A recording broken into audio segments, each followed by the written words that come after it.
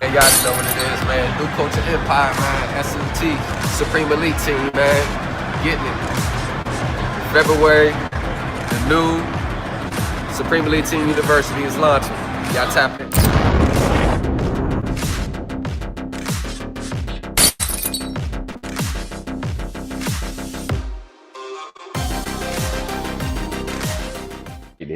It's a new year.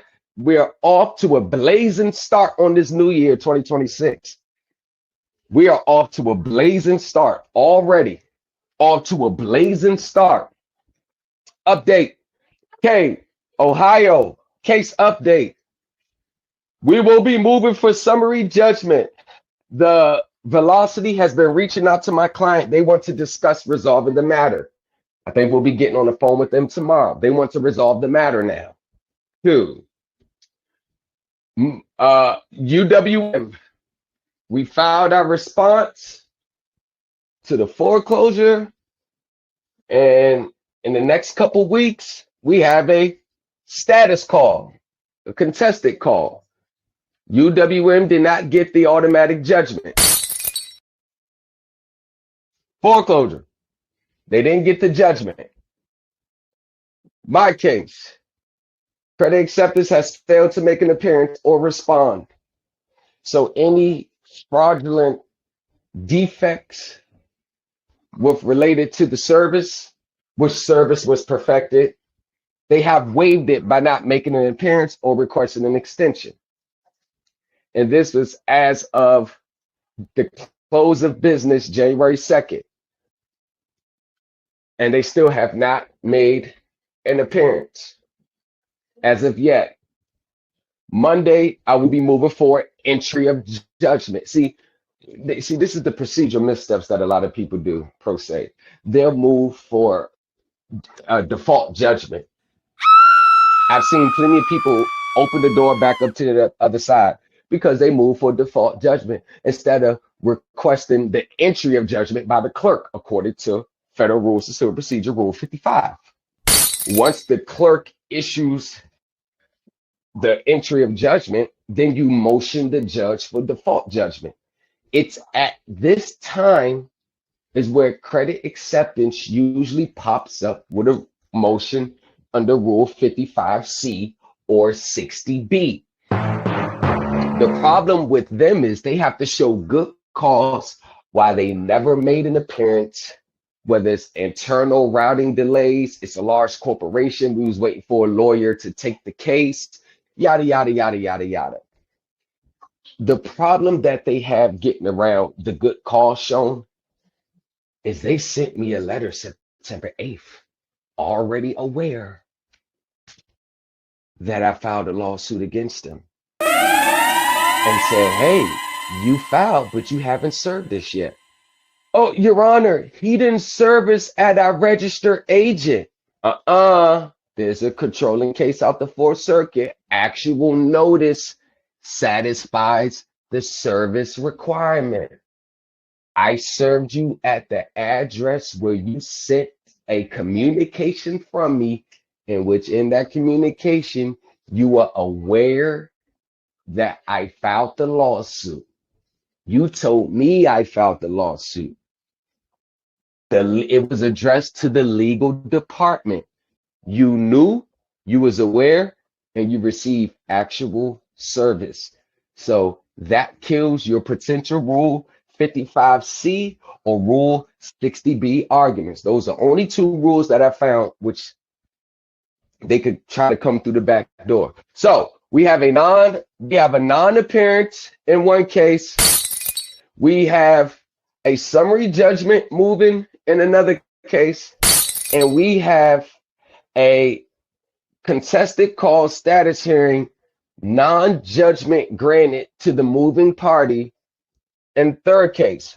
What is the common denominator in most of these cases? In 2 out of the 3 cases, there's a few of them. We're going to walk them down. I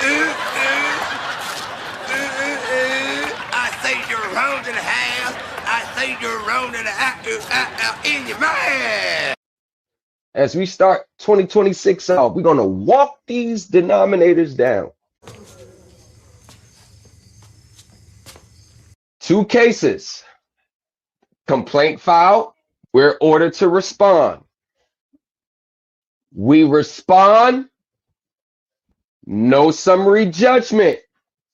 I mean, they didn't even attempt to type it up. They ain't even draft one. That's a common denominator. Why is that? Why do I have to point this out?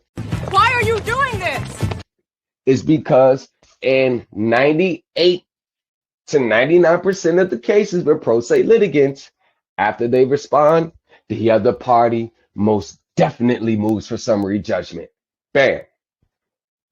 And in many cases, it's granted. Boom. That's a common denominator. Another common denominator. In 2 out of the 3 cases, a complaint was attached to their filings, meaning it was a debt. It was a consolidated debt, had the promissory note, had the debt, and the other, you had the promissory note, the deed of trust, evidencing a substantial amount of debt. The common denominator there is, even with the evidence of debt filed with the case, they still didn't get immediate judgment. To acknowledge that. In all cases, the common denominators are, as soon as we respond or initiate, one thing that you notice, all 3 adverse parties tends to fizzle out or stay silent. You're rocking with the best. Another thing to look at is, these are all 3 separate cases. You got an auto case here, you got a mortgage case here, you got a consolidated debt case over there. 3 different distinct cases, 3 different elements, 3 different causes of actions, but you are seeing the same and similar results.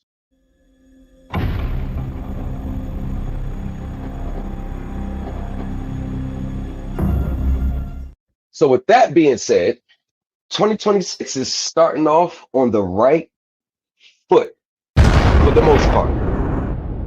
And what's being taught in the group is being directly manifested and the outcomes. Now, one thing that you still have to account for, and I'm still going to account for, is we still don't have the final say on outcomes. I want people to still understand that I can't guarantee an outcome. Yes, filing a lawsuit is a risk. Yes, you are taking a risk when you file a lawsuit.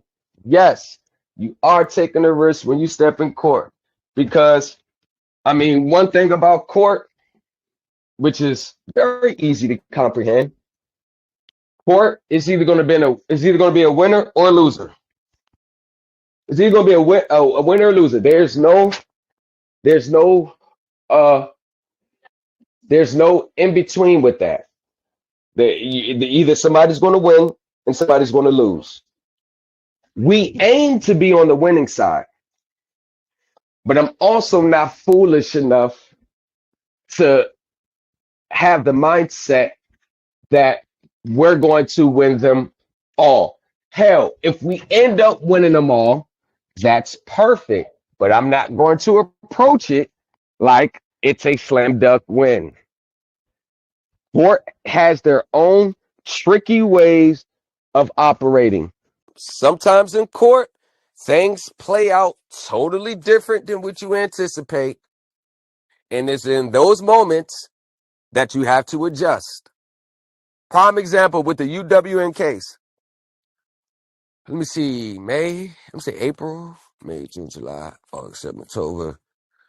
We had to play defensive for 9 months. Of course, we like to be on the offensive, but we had to stay in the defensive for 9 months, damn near a whole year. We had to fight this battle on the defensive. And we had to make strategic moves within those 9 months. We didn't agree on every course of action. It's life. But we had to fight this case and stage off the judgment for 9 months. Now we're in the position to get on the offensive. Like I said, when you're coming in as on the defense, you cannot argue your case as if you're coming in as the plaintiff. Your arguments have to be different. You're a lightweight. You're a little restricted in your arguments because the plaintiff controls the venue. The plaintiff just may be suing for non-payment of debt. You can't get off in the tangent of financing and accounting. Like, you kind of got to stay in with the facts of why should they not be entitled to this debt. Can't get into all that other stuff because those are usually reserved for plaintiffs. That means you have to survive the initial stages so you could come in as the counter plaintiff and counter sue. But the hardest part in any court proceeding, y'all, is the initial stage. It is the hardest part. But it gets harder if you don't understand court rules and procedures as the case proceeds. Rules of evidence, discovery, subpoenas, all those in-between motions to compel discovery, staging off summary judgments, bringing countersuits, quiet titles. All of those things can come about after the initial stage. So how I look at it is I don't even think about any other stage of the proceeding until we get past the initial stage. That's the number. As a plaintiff, passing the court sufficiency tests. As a defendant, staging off the immediate judgment or summary judgment. Now, here's the thing that I want to highlight to you. It is very common for these lawyers to most automatically move for summary judgment regardless. I mean, it's now become just a formality to them to move for summary judgment right after you respond. And it's not even a 50-50 case. Like, it could be, hey, we got about 20-30% chance. It doesn't hurt them. You know, all the judge is going to do is either just deny and schedule a conference or, a trial date. I mean, it doesn't hurt. Okay, so let me show you a difference of a real party of interest. So this is the response we filed to the mortgage. This is the response we filed, in which got us to the next stage. Told y'all, man, I'm telling you. Listen, when it comes to consumer litigation, I'm telling y'all, tap in. I'm telling you, I'm a dog. I don't work for free. But you're going to get, when I'm done with the motion or the complaint or whatever we doing, I guarantee you're going to be 100% satisfied.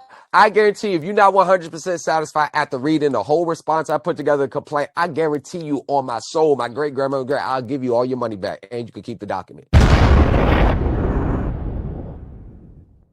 Now watch this. Defendant admits, look at this.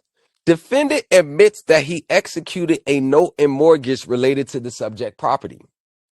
However, defendant denies that plaintiff or that there is a difference. Most people want to deny the fact that they signed the note. So this is when you start playing stupid with the courts. You signed it. You know you signed it. No denying it. That makes your position weak when you don't even admit to the obvious. Yeah, I signed it. That's not the issue. Defendant demands strict proof as required under Illinois law. Defendant denies that plaintiff has not, as required by 2012, is insufficient to establish standing without credible evidence of. This is right at the tail end right there. But this is one of the secrets that never was overturned. You're rocking with the best. Everybody's talking about chain of assignment. Chain of assignment. I told you, people just follow the wave. Everybody wants to talk about the chain of assignment, chain of title, chain of assignment. I could give two facts about the chain of assignment without me talking about. See, that it's so, it may seem so insignificant, but it's the difference between them moving for summary judgment or not. It's the difference between winning your case or losing your case at the beginning stages. Whether you win or lose your case at the beginning stages is always going to be based on the little things. It's always going to be on, I told y'all, it's not the Big Bang theories. It's the little things. Defendant lacks sufficient information to admit or deny the remaining allegations and therefore denies them and demands strict proof therefore. Defendant denies all remaining allegations not expressly admitted. Illinois requires that every action be prosecuted. In foreclosure cases, this means the plaintiff must possess. Plaintiff, UWM, has the February 2024 debt validation response admits, however, the foreclosure complaint filed by UWM. And one of the common things that you're always going to notice about me, I always use Gotcha, bitch. against them. I use Gotcha, bitch. against them. Credit acceptance was smart. As soon as they started to see that, they stopped responding. Illinois courts requires, and this is what 99.99% of people in the world don't get. They always let these people off the hook. They're so worried about arguments that they believe is true instead of knowing what arguments in court insisted on the same issues as yours, and you start your arguments there. But since the guru has 40, 50,000 subscribers and followers, what they're saying out their mouths must be true. And if they're saying there's no case law that exists for accounting, oh, then it must be true. Right. No, that's just the guru you chose to follow. They chose to follow gurus who doesn't have the necessary understanding to help those people get the results that they're looking for, because both of their mindsets are on the same level. Can you imagine any of those people signing up for a securitization 6-hour course, paying $4,000 for 6 hours? Can you imagine can you imagine who's in that room? Can you imagine any of these people in these spaces in that room? Oh, no, they're not going to look at the $4,000 as an investment. Because remember, they're going to look at it like, shit, why am I pay $4,000 for this securitization course taught by professionals when I can pay $99 for the girl Facebook and I get that one there? And this is why they get lowball outcomes. If you think anyone's going to come into this space, these spaces, especially in 2026, how real it's about to get, tackling accounting, securitization, securities law, applying it to court, investor laws, and you think you're going to get a low ball quote for it? Shit. Holding that UWM never expected us to come at this angle stopped them dead in their tracks with this response. I know they was itching to file for summary judgment.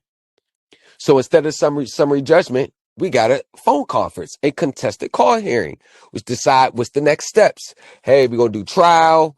We're going to do discovery. What's going on? Because one thing that's common denominator, they filed the complaint. They had the note. They had the mortgage. We responded. No immediate judgment. And if you look at these gurus online today, guess what they're always highlighting when they come online talking about their client's case? It's always on appeal. Now, notice that, right? It's always on appeal. It's always after they lost. It's always on appeal. Let's be honest. Let me ask y'all a question. When have y'all seen any of these gurus online come on court, come online, whatever they're doing, at this stage where they responded and there was no immediate judgment for the other side? Part of me is telling me to give up, but the other part of me is telling me to keep going. When you ever see it? Never. It's always, oh, we on appeal. They always got to go on appeal. I mean, every single one of them lost in the beginning. This defect cannot be cured by, we haven't been saying for months. And they better make sure they got all their ducks in a row, because right there they lost their case. How we do it over here, they lost their mortgage complaint. Damn, ain't that something? They lost it right there. We just playing, letting the procedure play out. They lost their case right here at this stage. Gotcha, bitch. Yeah. So just imagine if any of those gurus just got their hands on just this particular argument. Oh my gosh, bro. Just this argument. Nothing Oh else. my gosh, bro. They would be resurrected. And you know what? I'm going to clip this section up and I'm going to mute it out and I'm going to block it and I'm going to make sure it's the only thing you hear is, just imagine if they got their hands on this particular argument right here. But I'm going to blur the whole screen out.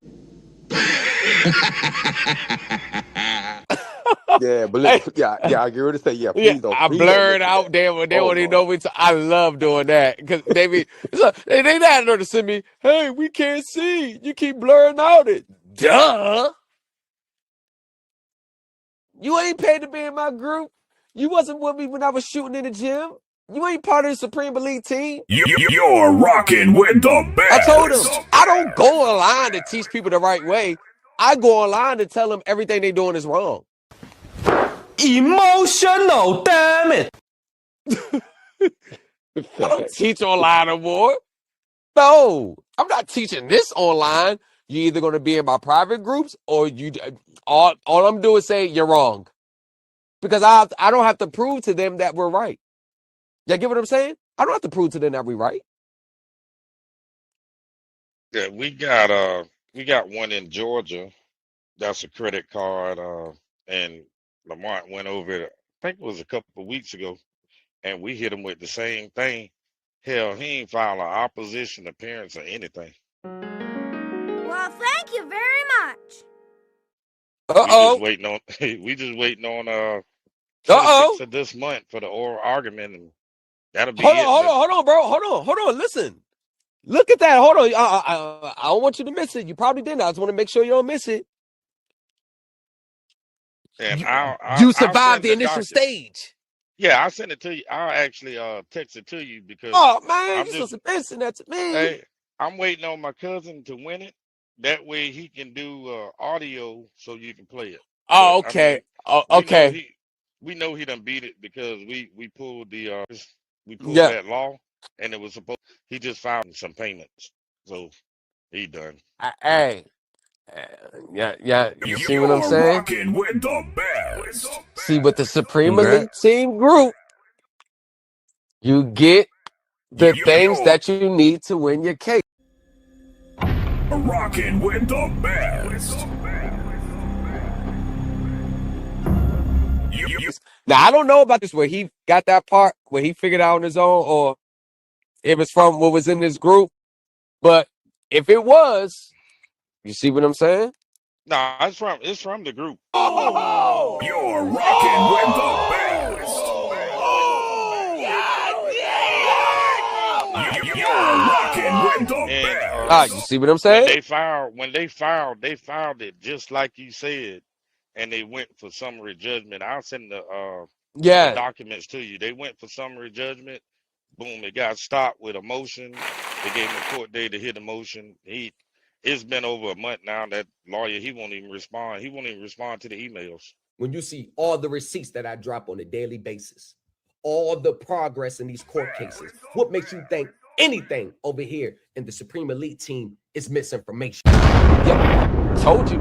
And for those who's going to be hearing this video later, it's not just me.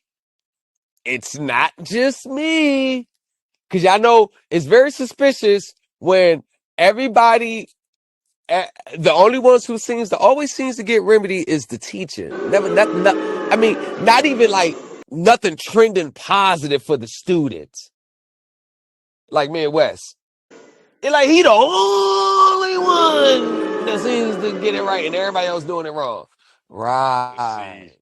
I'll text you the description too, oral argument for Bet. motion. So that lawyer, he hasn't responded because that's everything going Rocking on in with the the case. best. Yep. He just ignoring them now.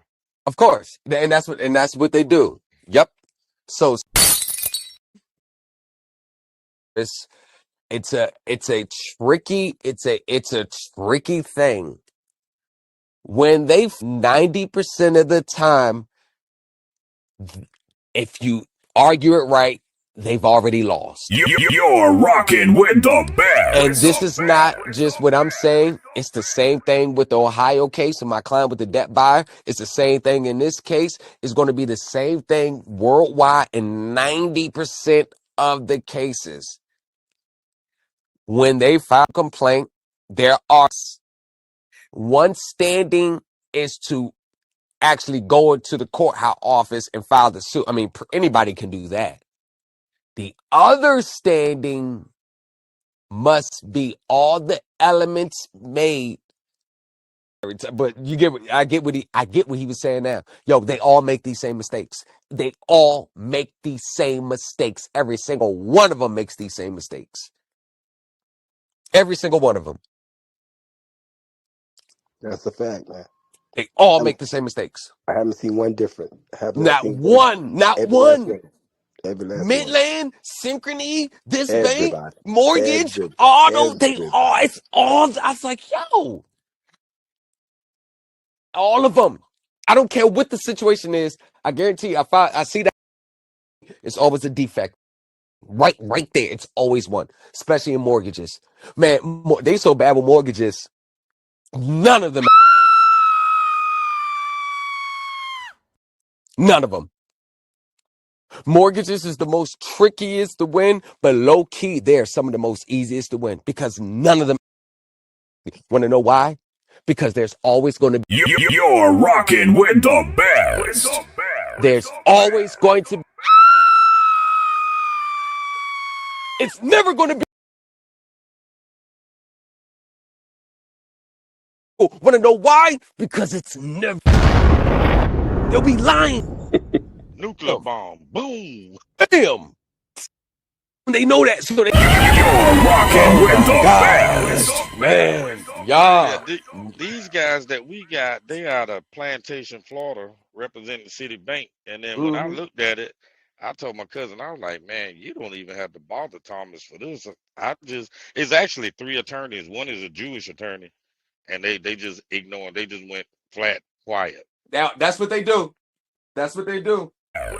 I swear to God, if they had something, they have a whole lot to say. That's what they do, broski. That's what they do. I love it when they get silent, especially when they was talking a lot in the beginning. That cousin of mine, he was like, man, I'm saving my money. Let your guy know I'll be in the classes soon. You're rocking with the best. I mean, you know, hey, tell them to pull up. Only thing it's going to do is help them get to the elite level. Now, y'all, I don't look at myself as being at the elite level yet, for the sole purpose that I don't have the years in. Now, if I get down to I'm at 12, this would be year 13, 7 more years, that I would consider myself elite. I would consider myself elite, but it's just the years. It's just a years thing. Yeah, he admit, man. He said that I never heard of this stuff in my life. He said if I knew this, man, I wouldn't have paid my last 3. He said I was paying on them, and they You all see what I'm took me to saying? court, and I settled out of court. Never heard of this before. See what I'm saying? See what I'm saying? But this is not uncommon. It's You're not rocking uncommon with for a the lot of people though. best. Listen, man. I used to think that the attorney was just, jerking my chain when he said like less than 10% of attorneys even know this. I said, I might be a stretch what he was saying. I was like, but what kind of made it real to me is when my recent client, she is an attorney and she has a background in securitization. And she didn't even know none of this. I said, this has to go on appeal, all controlling cases on appeal. Cannot foreclose because the court dismissed the action.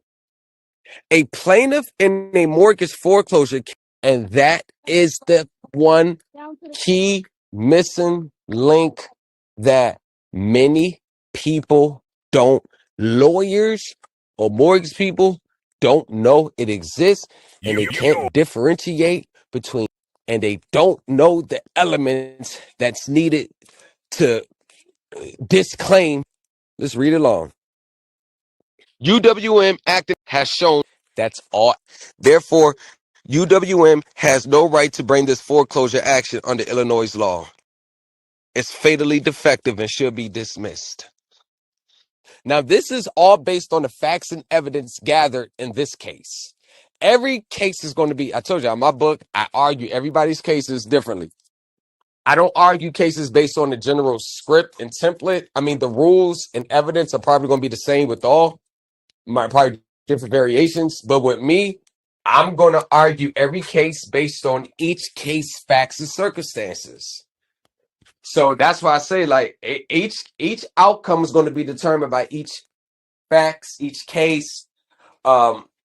Me consulting the rules of the court, me consulting the procedures, me consulting things in that nature.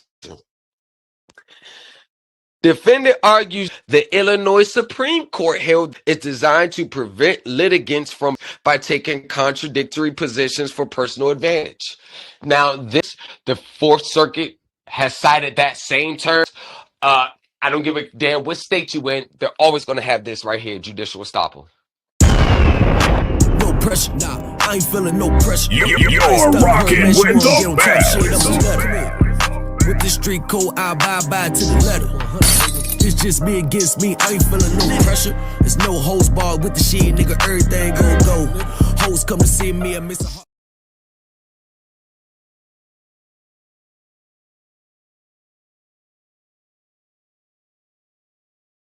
You're rocking with the best.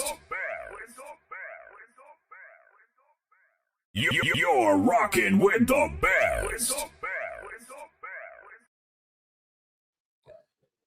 What's going on, Supreme Elite Team, the new culture empire? What you just heard was a sneak peek of what goes down in the Supreme Elite Team. Just a sneak peek. If you can imagine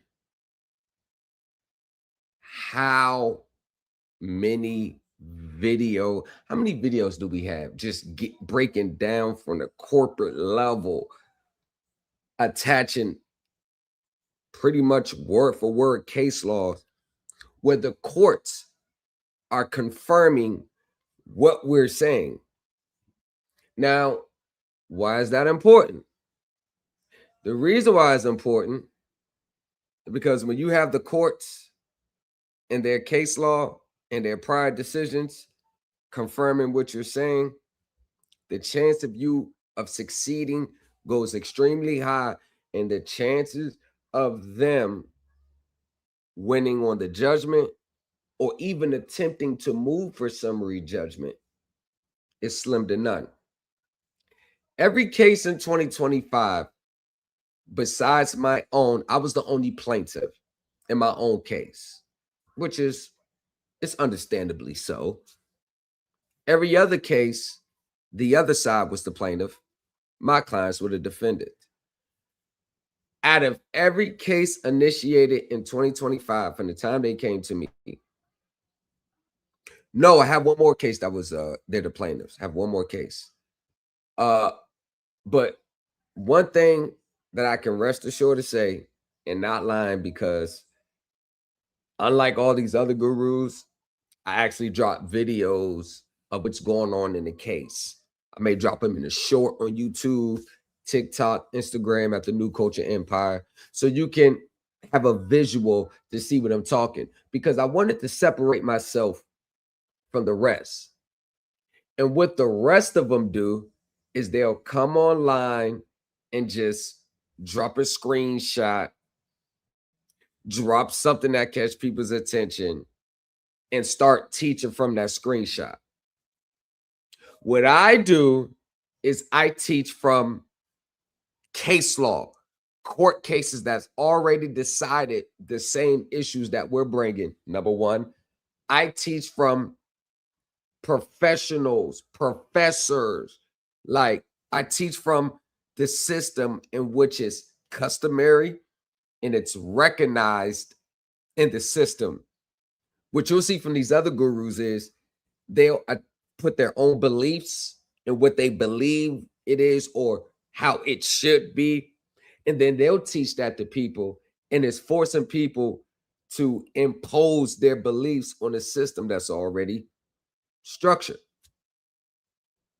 One of the reasons why everything with these people is always going to be an administrative process, is because these gurus, I don't even want to call them gurus, but that's the name we'll give them. These gurus can never, ever, ever find a case that 100% substantiates the claims that they're making. And court is the standard. I know they told y'all administrative.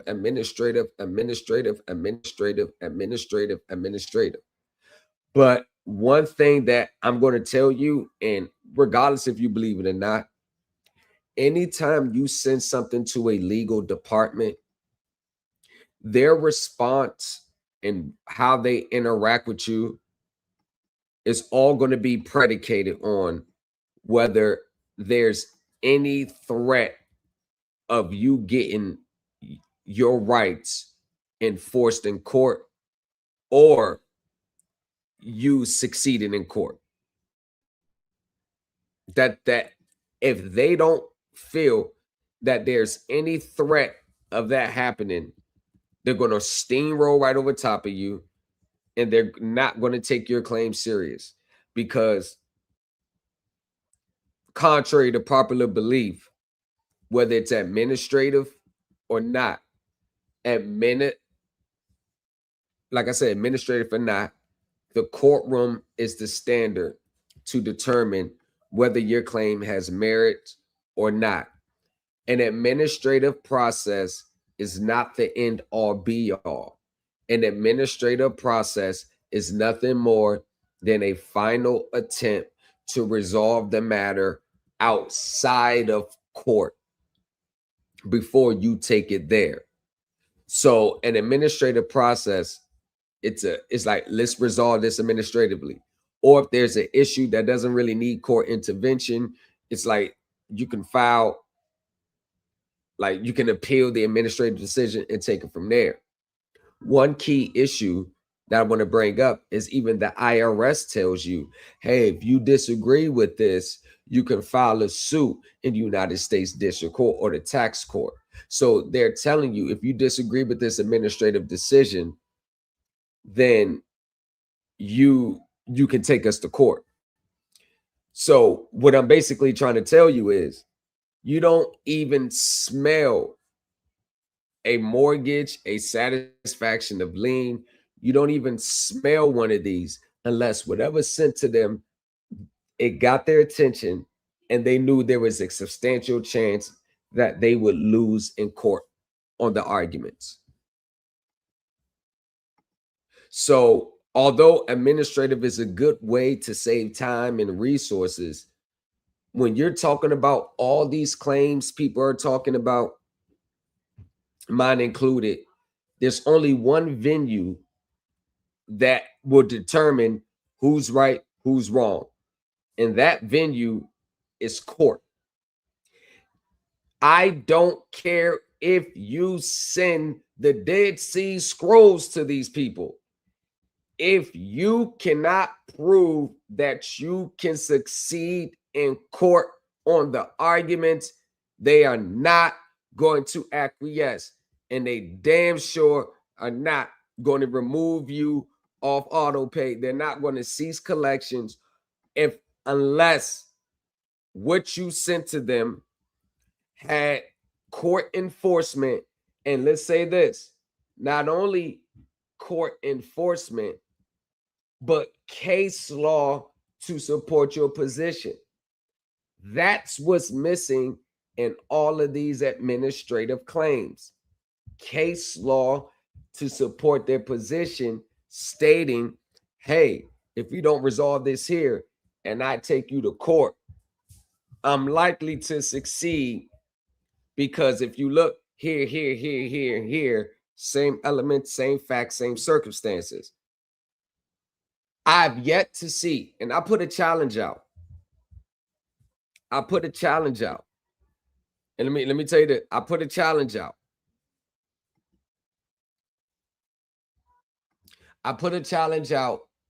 To, I forgot their name, and I'm not even going to say their name anyway. They're a teacher on TikTok, and they said, so what? They do that all the time. Credit acceptance. He said they do that all the time. So he said, well, I think it was he. I'm not sure. I assumed it was he. So they said once you send your documents to them, they're going to do that regardless, automatically. I said, cool. So all I said was, can you produce a situation with CAC in which, before you filed a lawsuit, let's take the court out for 2 seconds. You sent them your accounting claims, your consumer law claims, your security claims, all 3 highly complex situations, and then back it all up with court precedents, and then a document breaking down their past 5 years of what they reported from an accounting standpoint, income, and then pinpointed that they may have underreported $190 million in income by misclassification, the items of income, and a whole full whistleblower report that you sent to them. All I asked was, okay, if they do it all the time, then show me from your own work, from your own hands, that the same thing that happened to me happened to you.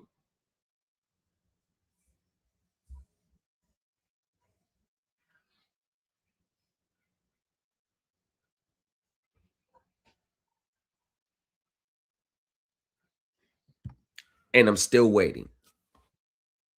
No response from that day. It was going back and forth as long as there was a dialogue. But as soon as I say, okay, you know what, let's end the talk. Here's proof when I'm talking about I'm correct. Where's yours? All of them go away. All of them go away. No. In 2026, I don't care what teacher you are, what guru you are. I'm going to hold everything you're saying under the judicial light. I'm going to hold everything you're teaching under the judicial light. And there better not be case law in which the courts have rejected the same arguments that you're now making.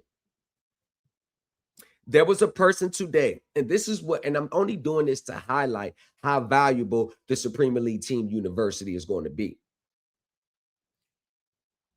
There was a person today that was citing 18 USC Section 8 and 31 USC Section 3123.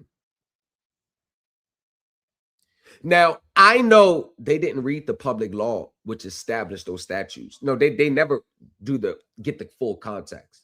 So he's saying you can use those two to get out of debt. or get your money back. This is on Facebook. Actually, I'm gonna tell y'all the name. I'm gonna tell y'all the name on Facebook. It was teen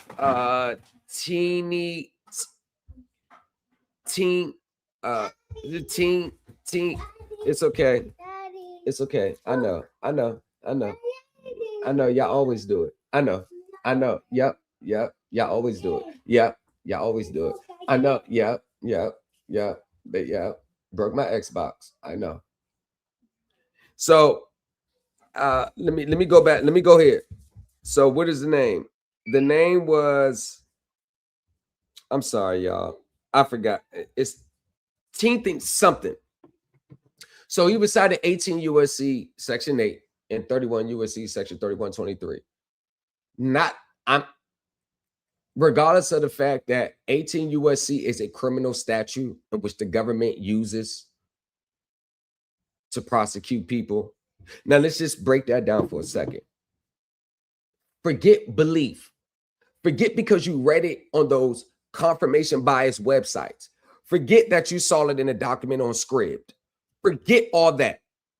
Forget that they just keep throwing it in your face like it's true. Forget all, put that to the side. We're going to speak simple logic.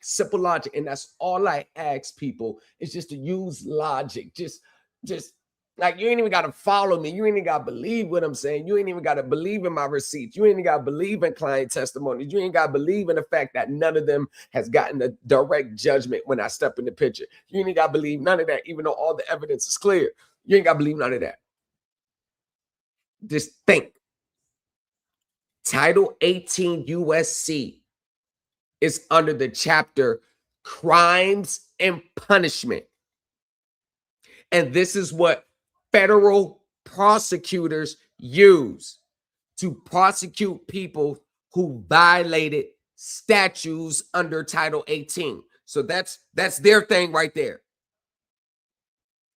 What in anybody's right mind thinks that Title 18, which is solely reserved for federal prosecutors, can be used as a cause of action in a consumer transaction? Like, let's crimes and punishment under Title 18, cause of actions for a consumer. Please, someone tell me from a legal, logical standpoint how that connects. And that's what the Supreme Elite Team and the Supreme Elite Team University is going to do for people. It's going to get everybody just back to the basics, because many people out here, they focus so much on doing, submitting documents, doing, that they never laid a proper legal solid foundation of understanding, so they understand what they're doing. So everything they do is going to be judged under judicial light. It's not based on, I believe it's true, I want it to be true, what everybody else is saying is true. No, you're going to understand the reality of the system. You're going to understand how the system actually operates, and how the system operates may be totally contrast from how people believe it operates. Clip that. And regardless of what listen, like I said, I have no personal opinion about the system, because my opinion about the system doesn't matter. Do I think there's better ways of how the finance company should go about things where they're still making money, but the borrowers are still left in a better position? Yes. But my opinion does not matter. How I believe the system works doesn't matter. I follow the system on how it operates today and what's accepted. So if I'm saying, everybody, you should be going this way, and you got this person saying, hey, nah, y'all should be going this way, and then you got this person saying, nah, we should be going straight ahead, and I'm the one that says, nah, y'all, we should be going this way, because look here, look at me, look at my clients, look at my other clients, look at my group. So I think y'all should be going this way. But you got the other two saying, nah, don't go this way, don't go his way, go my way. but they have nothing to, well, can't show no personal results, can't show results of clients. So now so you got the other two just telling you it's the right way, where I'm showing you it's the right way. And this is where beliefs, feelings, whether you like a person or not, has to get thrown out the window, because obviously I'm assuming you want the job done, not just to be right. And I think people get lost in why are we really like, why argue me down? The question is, why would anyone argue me down if I'm saying no? The accounting that these people are trying to apply, they're going to ignore it and override it because they know you don't truly understand what it is. They know you don't know how to connect it back to the consumer side. And I'm saying, they're not going to respect it. And I'm saying they respected mine. So I'm telling you, I know what I'm talking about. They respected mine and they didn't want to, but they had to. I know what I'm talking about.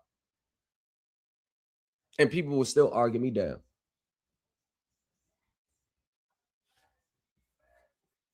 And this is what happens when you hear things that you don't want to hear. People are looking at it from the wrong mindset. Let's just be 100% honest and clear. It's not a secret I'm connected to some very powerful top professionals. Like it's nothing for me to figure out the right way. Like literally, it's nothing. Hell, it's a text. It's a text. As a matter of fact, it's nothing more than a phone call away. It's nothing more than a phone call away. It's a text to get access to the top professionals in the world. So it's not really about that. But the thing that I'm trying to figure out and I'm trying to understand is, what is it more about to you? Troy, what's going on, broski? I know, hey, I know tomorrow we got to get back on the line. I know I seen the message. My phone was down for a couple of days, but I know we got to get back on the line. I know you done met up with the head honchos. Yeah, I had a video conference with her. I didn't get to do a face to face. Oh, that's perfect. That's perfect. That's still good. Oh, that's perfect. Oh, that's perfect. Woo, woo. I've got to go with a buddy of mine tomorrow. He's got a trial in the morning, but I will get a hold of you probably around about 2 or 3. Perfect. And we'll start looking at the university thing, planning things out, whatever you need to do. Yep. Yes, sir. Yes, sir. We get and putting the finishing touches on the university. Yes, sir. I appreciate you. Okay. All right. All right. See you tomorrow. All right, bud. All right. Bye-bye.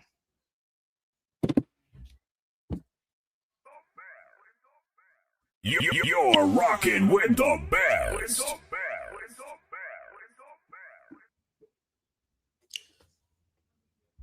That video conference we talking about, that person, one of the best of the best to ever do. You wouldn't even believe me if I told you who that person worked for. You wouldn't even believe me. You wouldn't believe, well, how the hell you get? You wouldn't even believe me. You wouldn't even believe me. And this person I was on the phone with, this person fact checks me daily. This person fact checks me daily. He's been fact checking me for like a year and a half, and I didn't even know I was being fact checked. Once I started talking about accounting, securitization, securities, his friend used to work for the SEC for 27 years. The SEC is the watchdog over all these transactions. So if I was wrong, oh man, woo-wee. I guarantee you, if I was one of these other gurus, oh, he'd have been put their ass on blast. Because he can easily get it confirmed. Let me tell you how direct access I have. It's nothing more than a text. It's a text.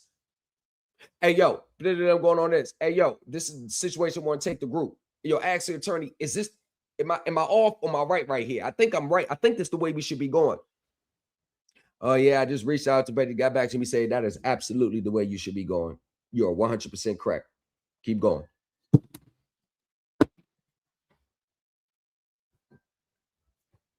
So to me, it's not about the information anymore, not on my end. But I know people are punch drunk and shell shocked because they tried this, they tried this, they tried this, they tried this, they tried this, they tried this. But you want to know what causes people to try all those things? I'm gonna tell you what causes people to try those things. When you never really had a full foundation of understanding of what's going on. See, once you have a full understanding of what's going on, you already know, nah, that damn sure ain't gonna work. You're not even gonna go down that road to try. Because the more you spend money with people and the more you get disappointed, people naturally tend to think that anybody that's teaching this stuff is all after the same thing, which I understand.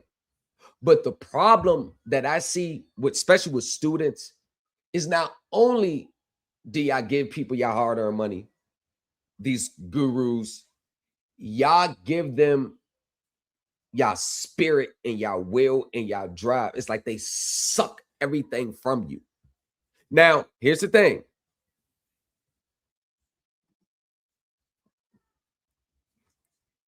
Well, he says, no one will challenge you because no one has any real success. Okay, that's true, right? I give you that. To this day, no one has ever came out and said, yo, what you're teaching is inaccurate. And I put myself the challenge. Anyone who's saying what I'm talking about is inaccurate, I swear to God, all you got to do is send me an email and I will line up a live stream with you, and you can come on stage and you can tell me where I'm wrong about accounting, where I'm wrong about financing, where I'm wrong about securitization, where I'm wrong about court law, case law. Anyone can do that. It's hard to do it because I don't come online and be like, here y'all, here y'all, here y'all. Those are reserved for my groups. But in any event, it's not, to me, I'm beyond the stage of trying to tell people I'm right. I'm beyond that stage because this is not nobody but me. This is my personal situation. This is mine. This is mine. This is not a client. This is mine. So I'm utilizing the same things I teach. And the benefits of me understanding has allowed me, what was it? Been 6 months now with money that would have went to an auto payment, $622.96 a month at that. So let's hold on.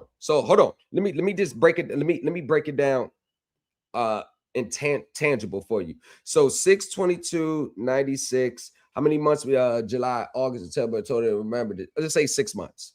Times 6. So I was able to save $3,737.76, all based off understanding. You're rocking with the best. My clients with UWM, a $800,000 plus mortgage, are now in the position, we're finally in the position now where we're going on the offensive and they can end up with clear free title to the home, all based off understanding. I'm not going to say my, because we're doing that as a team. All based off understanding. See, investing in understanding is always an investment for the future. Yes, I had to pay my dues. I had to pay to get into some top secret classes. I had to come out. I had to pay my dues. Nobody is around paying their dues. Most people want the top elite level knowledge at a bargain. And in the real world, you don't get that. $378,000 here, all from understanding. So the benefits of understanding actually saves you in the future. But the biggest problem that most people are going to have is that instead of uprooting everything that they thought they knew and coming with an objective mind and just admitting that, hey, maybe I didn't know what I thought I knew. They're not going to do that because most people, they just don't want to be wrong or don't want to give people the benefit of saying that they're wrong. When you're first starting out trying to learn this stuff, you're going to be wrong more times than you're right in the beginning. Oh, let's just get that clear. That's life. The losses, wins or losses are all part of the same game. As a fact, you learn more from your losses, which can convert into more future wins if you understand the lesson in the loss. See, there's always a lesson in the loss. When people lose, first thing they do is sulk and go, oh, it wasn't done right. Oh, you know what you're talking about. But they don't understand the true lesson. Prime reason. The courts, whenever they're denying a claim, they actually tell everybody else how to win. I've tightened up my understanding way more by reading cases where people lost more than where people win. Because remember, a smart man learns from his mistakes. A wise man learns from the mistakes of others. You're rocking with the best. So when I look at these spaces, I look at these spaces as a case study. No, I really study the people's mindset in these spaces, the stuff these gurus are teaching. I use them as a case study for my group. So I use these people in these spaces, the students, the teachers, the ones who come in my videos after it's posted and comment like they understand it all. I use them just to come to my people and say, yeah, see what we're trying to avoid? Look at them. Look how lost they are. Look how all of them are following down those rabbit holes. You see what we're avoiding by understanding and being patient and taking your time and having dedication and finding a drive that's more than just getting out of a bill. You can tell when someone is just doing this to get out of a bill because they'll try anything. They will try anything, any process. The more desperate they get, the more they're going to shoot out there. You know, the mindset, I'm just going to throw everything out there and hoping one sticks. See, with understanding with the Supreme Elite Team University, we don't even have to go through that phase. Oh, I know it's a traumatic, stressful when you're just throwing this out there, throwing all the stuff out there, and you don't even understand nothing that you're sending. You really don't even believe in anything that you're sending. You're just trying it because life has happened, and now life is starting to make decisions for you. See, with the Supreme Elite Team University, it's not about just a bill. It's not about a mortgage. It's not about an auto. It's not about a credit card. It's not about a debt. It's about renewing your mind. It's about changing your mindset so it can last you a lifetime. Prime example, you heard it in the video. There was a guy in the video in my group. He's in the video, and him and his partner had their case. They implemented the teachings in my group. Now they about to get a victory. You're rocking with the best. The teacher is only as successful as his students. If I was just the only one time and time again that is coming with receipts, I'm not an effective teacher. An effective teacher takes their success and it spills over into the success of their students. Another guy in my group, and I don't even teach credit repair and clean up your credit. I don't even teach that. I think that pretty much speaks for itself. He was able to use the teachings from my group to attack his credit and ran his credit up to 700 inside of 30 days just based off the teachings in my group. And I don't even teach directly like credit, but all the information, the gems You can take those and create your own situation wherever you want. So to really be honest with you, I can't even put a price tag on this group. And then we're infusing the curriculum with the top professionals, the stuff that they study, the stuff that they read.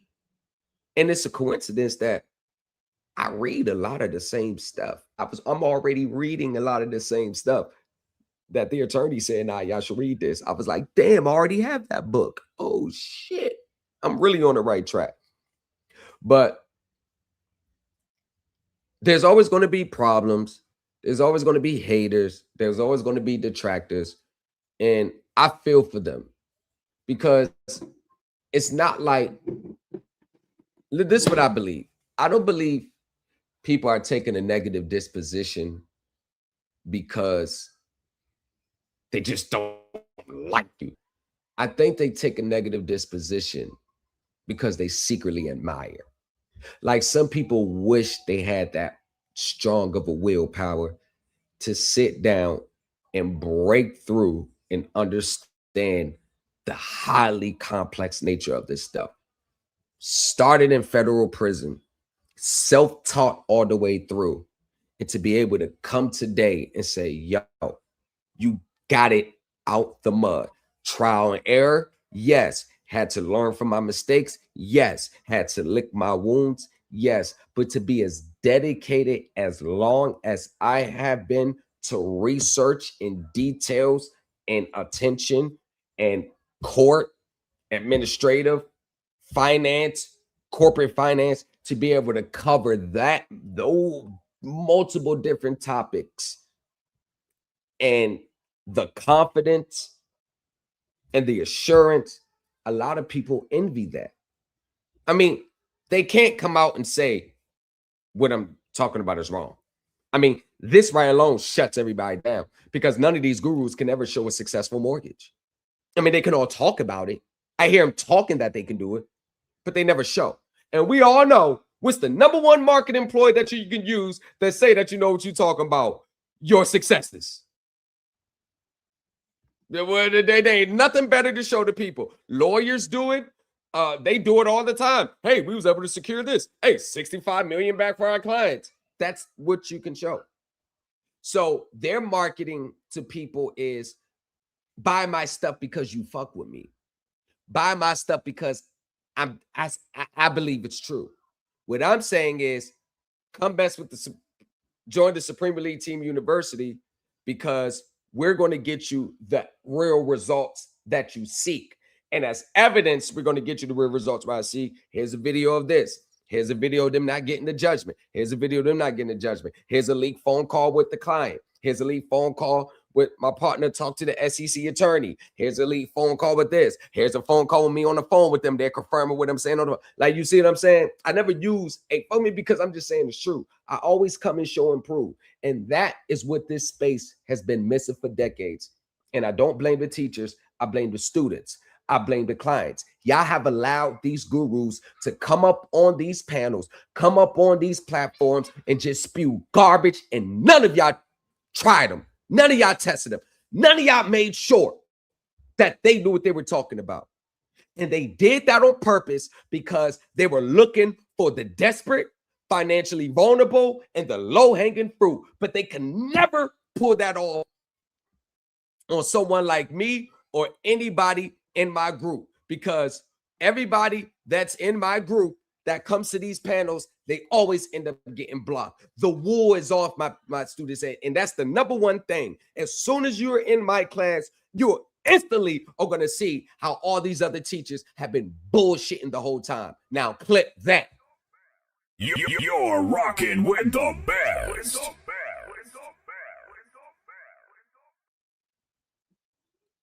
We got multi-billion dollar companies remaining, running away. We got a multi-billion dollar company not even willing to make an appearance in my case.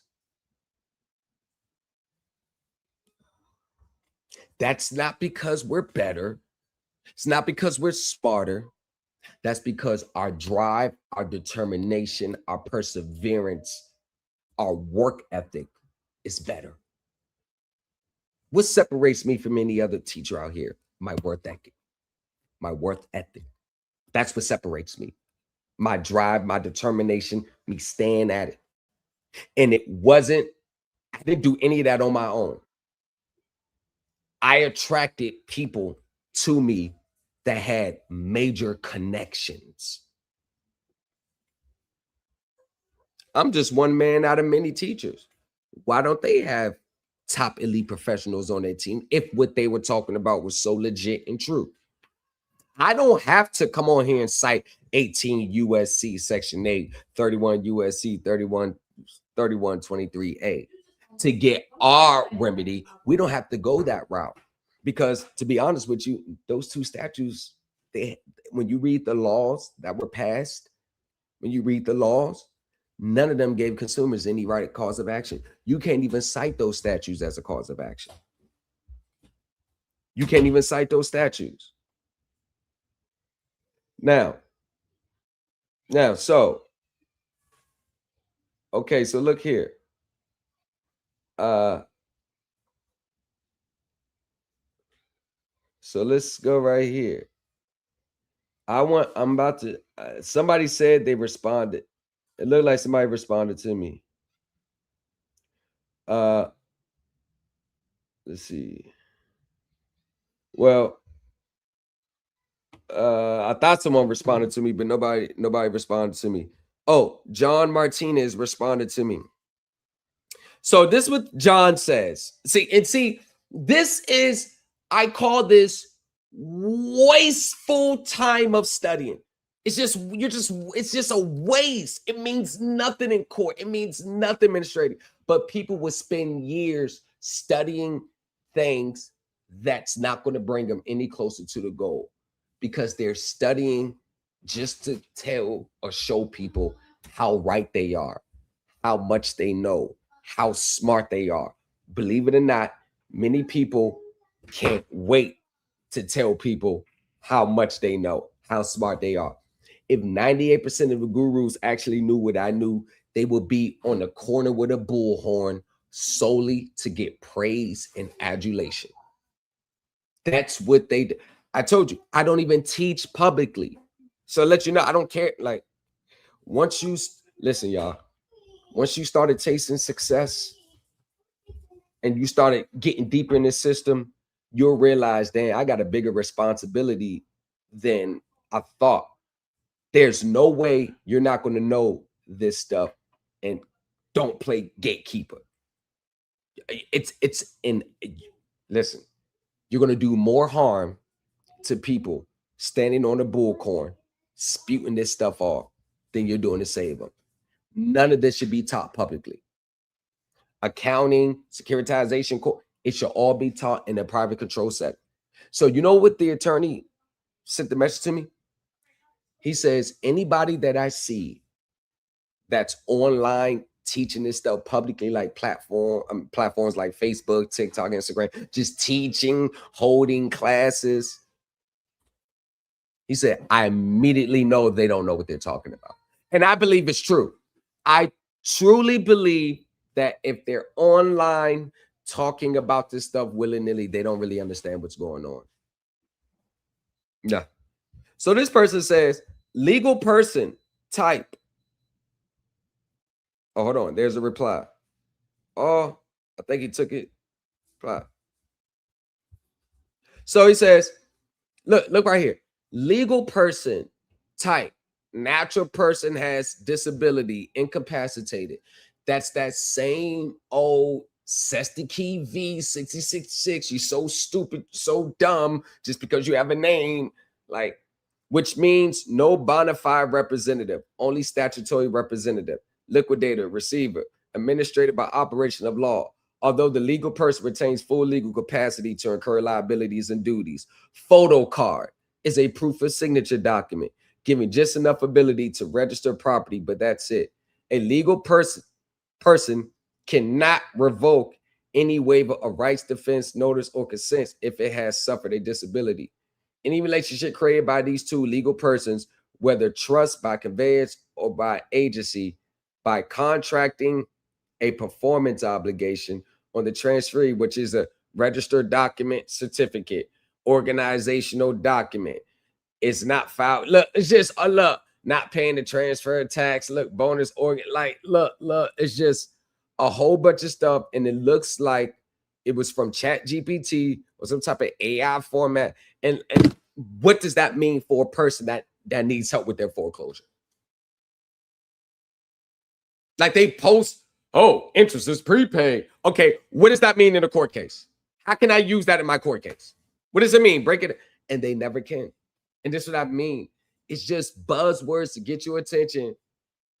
And in the end, what does it mean?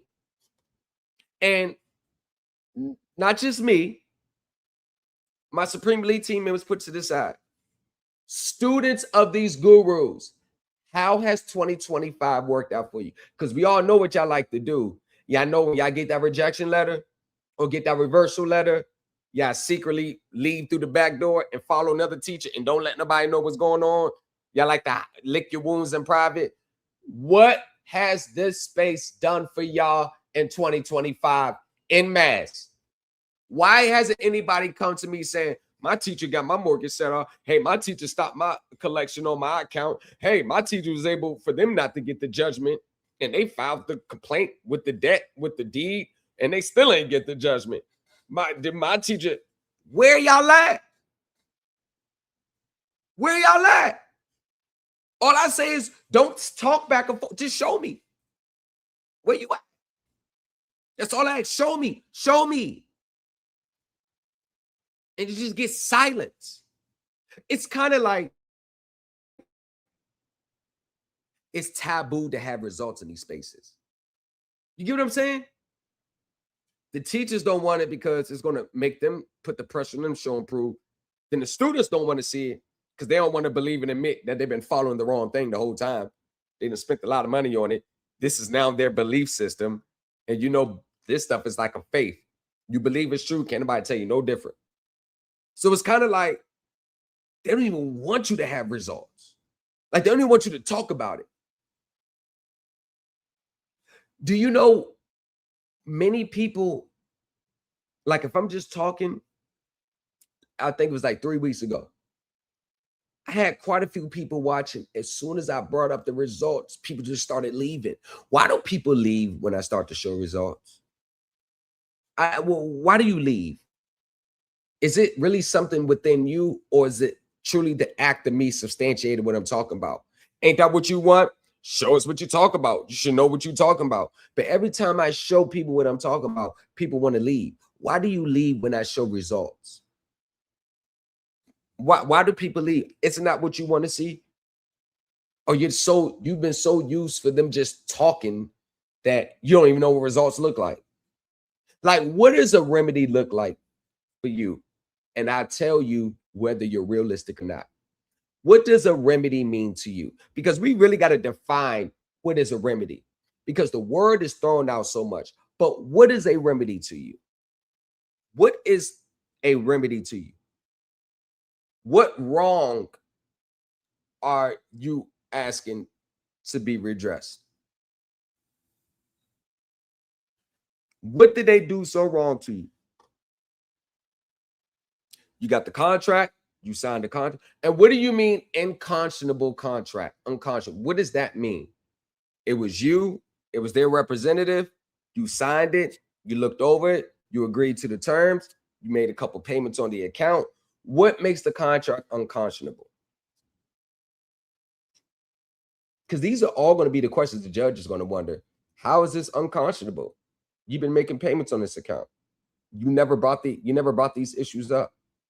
Now that you're being sued today, now you bring it up. What's the big issue?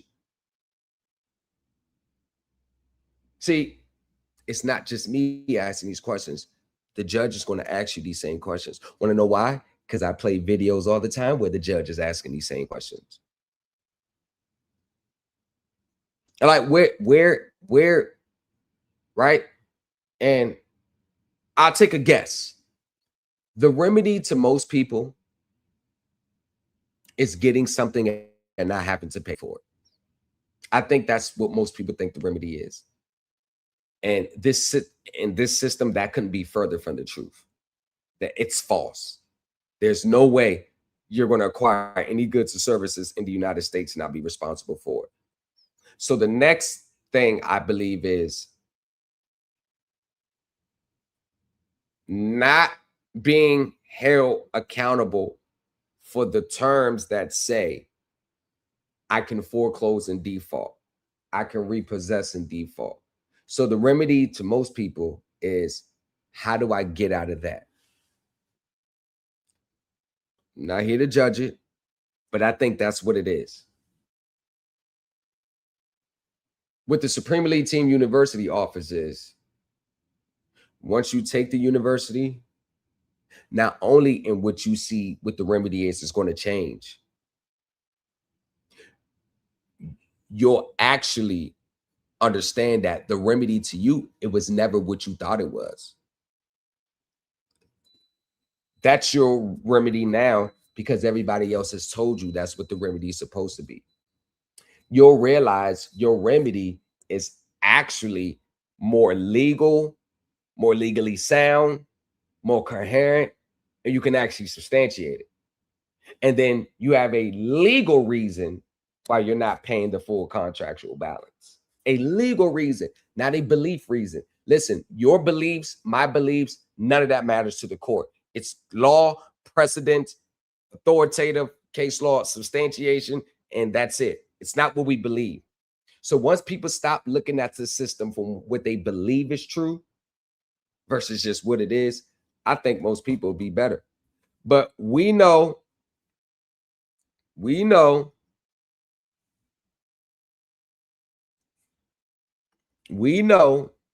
that 2026 Supreme Elite Team is going to end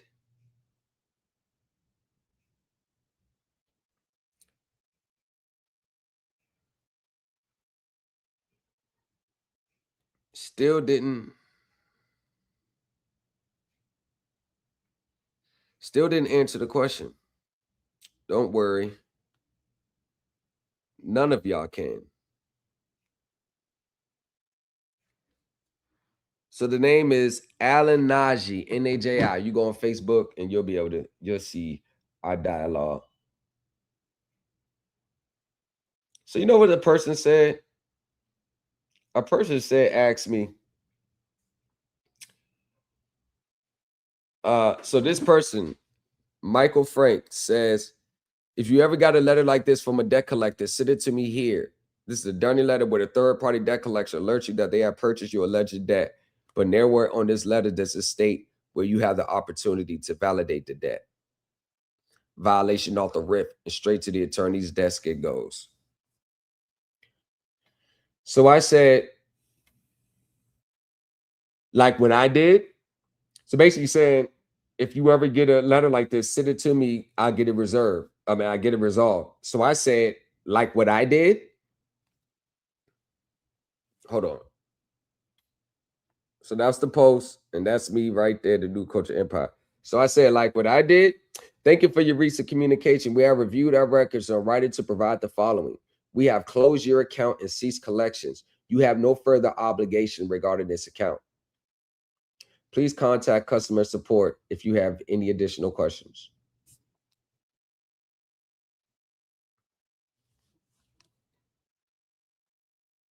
That was Midland. So I say, y'all let these gurus get away with just talking without showing proof. None of y'all ask, where's his success at?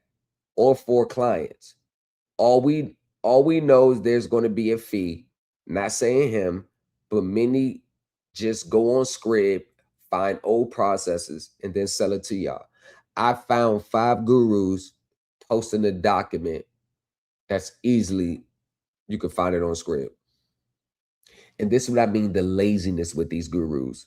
What really sets me apart is they're not going to do the deep, intensive research that I'm going to do. They're lazy. Want to know why?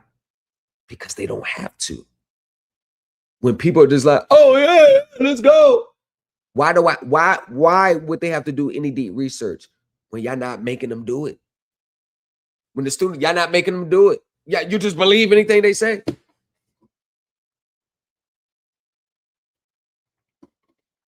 But then they come to me in the email complaining how they got scammed and they need help.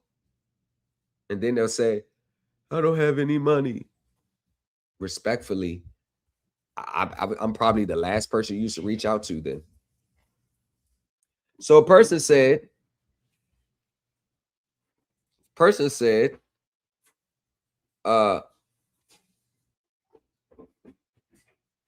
how did you do this? Person said, how did you do this? And I said, not with anything that you gurus online talking about. So someone keeps talking about the wet ink signature. See, those are buzzwords that people say. Anytime someone says wet ink signature, it lets me know they have no understanding of the system. It's just that fast. Because everything is electronically today. Like they can use electronic. Like why would they need the official system, official document when it's electronic? Hell, at some dealerships, you get a scan disc and your contract pulls up on the scan disc. Actually, for my wife's Mercedes-Benz, it's really bad. But they gave us a scan disc. No wet ink signature paper copies. It's a scan disc now. I mean, come on, y'all. Who's howling around all that paper? When you're asking for the original wet blue ink signature, you are, it's like you're back in the 1900s. We're in 2026. And just because there's no wet blue ink signature, it does not mean that the debt is over. Like and yo, when I say people got a long way to go, I mean people got a long way to go. And why do I say a long way to go? I only say that people got a long way to go. The only reason why I say that is because it's gonna take them years to uproot their beliefs. It's going to take them years.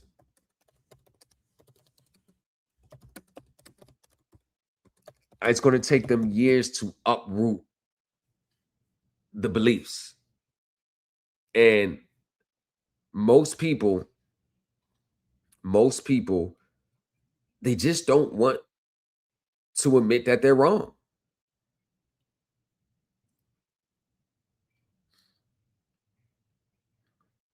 They don't want to admit that they're wrong.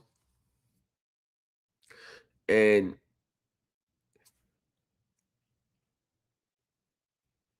where do you go from here? So where is it going for 2026 as I pull this video up?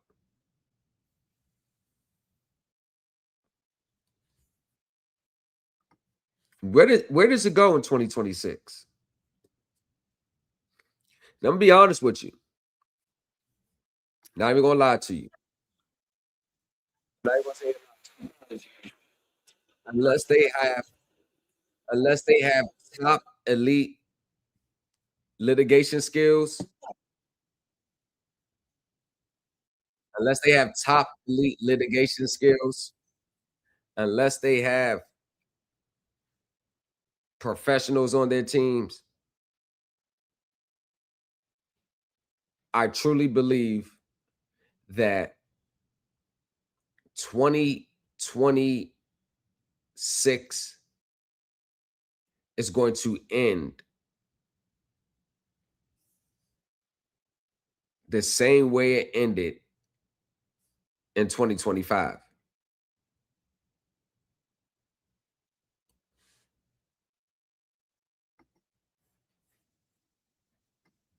I believe it's going to end the same way. 2026 for a lot of people is going to end the same way in 2025. I believe in 2026, the Supreme Elite Team, the Supreme Elite Team University, you're going to have more people once they complete that university having wins than ever.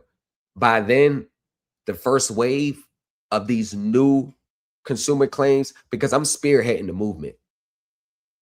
No one is filing lawsuits like me. None of them. No pro says. I'm going to be look back 20 years from now as a person who spearheaded this new movement. And yes, there's going to be people that's going to be teaching from the literature that's in my Supreme Elite Team University. I'm going to be the new standard. Once they get more eyes on me, once people become familiar, I'm going to end up being the new standard in consumer litigation. Petulance. So let's begin. Okay. So this is case number 2401653 GC Calvary SPV1 LLC versus Tarina TARENA Ingram. Good afternoon, Your Honor. Jeff Warburg, P671224. We have it. All right, Mr. Warburg, good afternoon. Ma'am, what is your name? Hello, Your Honor, Tarina Ingram. All right. Thank And you. good afternoon to you. Good afternoon, and thank you for hearing this case. No problem. All right. No. And so I got a better one. Hey guys, welcome back to the channel. Today, Tennessee pays for non-payment of rent. Yes, Your Honor. I object to these proceedings moving forward because, like I said, I do have a verified. Now, this is going to be a case. This right here is the epitome of what I'm talking about. We're going to start the new year off to remind y'all of what happens when you believe that everything you've learned is right. When you believe it. When you believe it, and nobody can tell you different. And if the courts see it different, then the courts are wrong. Because that's what they want to tell you. These gurus that be losing for their clients, they always want to, oh, the courts was wrong. They're playing games. No, it's not about what the courts say. It's about what's right. What authority, what power do you have to override what the courts say? So this is the epitome of what the Supreme Elite Team University is going for. People that's in it, they're not going to have to go through this anymore. On behalf of the plaintiff. Ms. Battle, could you please state your name? My name is Denise Battle. Thank you so much, Ms. Battle. All right, today's the day and time scheduled for a hearing in this matter. This is an action to terminate the Tennessee pays for non-payment of rent. Yes, Your Honor. I object to these proceedings moving. I do have a verified petition and emergency motion for injunction. And I looked up that case. It was dismissed for failure to state a claim and frivolous filing. It was dismissed fast. In the U.S. District Court, which is the case number 25-CV-11233. Thank you, Ms. Battle. And like I said, this court has not put on the record their jurisdiction. There's nothing on the record that stands. Every notice that I've sent is unrebutted, which stands at law. And jurisdiction is a threshold issue that we shouldn't even made it this far without discussing proper jurisdiction. All right. Anything else, Ms. Battle? Let me end this one for all, because I know people, that's what I'm saying. See, people, they research cases from the 18 and 1900s and really don't have an understanding of what they're talking about. So basically, when you challenge jurisdiction, I know y'all read it. Jurisdiction could be challenged at any time, and the proceedings must stop until it's settled. I know people have a literal interpretation of what that means. So they think that all they got to do is come in court and say, I challenge jurisdiction, and the proceedings have to stop. And then the judge must show them why they got jurisdiction. See, that's that literal lack of understanding of court, lack of understanding of court rules, how it goes. It doesn't go like that. Stop reading those 1905 cases thinking it's the same day in court. When you challenge jurisdiction, you must file a motion. You must supply a court with the motion. You must supply the other team with the other side with a copy of the motion. They get a chance to respond to the motion challenging jurisdiction. The court sets a hearing. Then you make your arguments on why the court doesn't have jurisdiction. That doesn't mean read your complaint into the record again. You argue key points of it. See, this is called, you're going to learn this in the Supreme Elite Team University. It's called court litigation. And then they're going to argue their points. And then the judge is going to rule on whether the court has jurisdiction or not. the biggest hurdles that all of you jurisdiction people going to can't get around is that the courts have jurisdiction, number one, based on the 10th Amendment. So all this common law court or admiralty courts are for crimes committed at the seas, the naval, the ocean. So take that out of your driving tickets, consumer law, being sued, civil court, criminal court. Take Albertine, throw it in the trash. I know your mindset and your belief don't want to do it, but the reality is, put it there. It doesn't apply unless you're on the seas. Common law courts, there are no more common law courts like common law. All right, where's the common law section here? Common law is a doctrine where the courts can apply common law to give you equitable relief. There's no common law court. See, I got to get out of the old sovereign citizen ancient way of thinking. It doesn't work like that. So once the judge rules theirs, in which they're going to, they are going to proceed. Every court that's situated in a district and where the claims are situated at, that court has jurisdiction. And let me let you in on a secret. They have it automatically.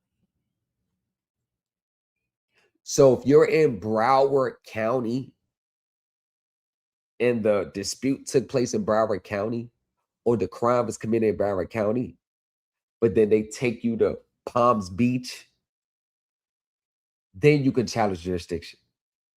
But let me tell you this, they never get jurisdiction wrong. Wherever the court is situated in that location, that court has jurisdiction. That's why you go to that court. I'm in the 4th Circuit. I went to the Eastern District of Virginia where I'm at. I didn't go all the way down there in West Virginia. I went to the court that's situated where my dispute arises from. So y'all know when courts have jurisdiction when you file your complaints.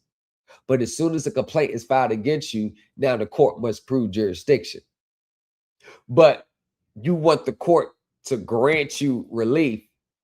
So how can the court grant you relief when the court don't got jurisdiction anyway? See, when you're at the Supreme League Team University, you can stop playing these stupid games just because you want to get out of accountability, and then you can learn how to argue and fight the correct legal way. As of right now, no. Okay, thank you. But I object to these proceedings in jurisdiction, subject matter, and personal. All right, your objection is noted for the record. Ms. Battle, I've already ruled on jurisdiction when we were here last time. We will be proceeding today. The court does have jurisdiction.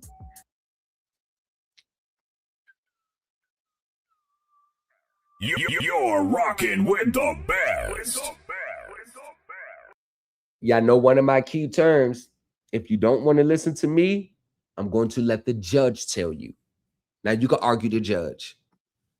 Mr. Fantira, and Ms. Battle, do either of you have... I object. The court cannot declare its own. And just because you disagree, see, this is where frustrated because my belief system is being challenged and I'm losing on my belief system now. See, anytime they do all that, it's because I've been studying this stuff. I've been studying it. I thought I was right. It should be right. The reality of she's been studying the wrong things the whole time is smack her in the face and they lash out because they can't accept reality. If you keep interrupting me, ma'am, you're going to get held in contempt of court, and the court does have contempt powers, so throw you in jail. I interrupted you. Okay, that's all. Your Honor, I want to point out also that Judge Vandenberg actually addressed this issue last Wednesday in the 14B District Court, and Your Honor does have jurisdiction over this matter. So not that it needed to be. May I add, Your Honor? Yeah. She also said that she was not aware of the things going on, so she just went on for anything based on what he just said. She had any law nor facts, just as you don't, of why you have jurisdiction. If the court truly had no jurisdiction, then why are you even there? That's the contradiction no one ever explains. If I need better appearance, especially. Be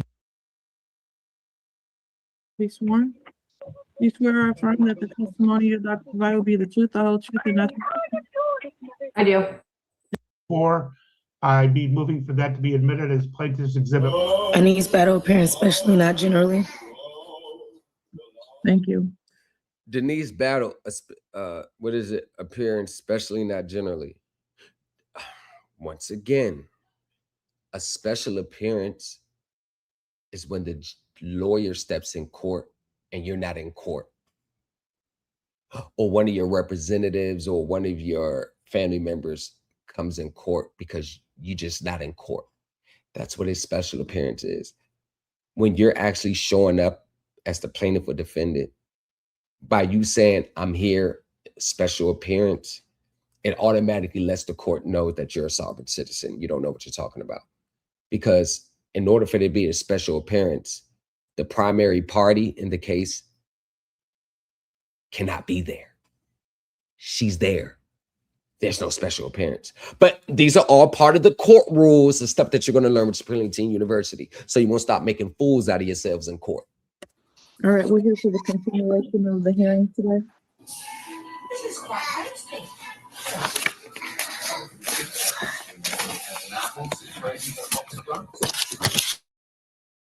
And I'm not going to keep stopping it.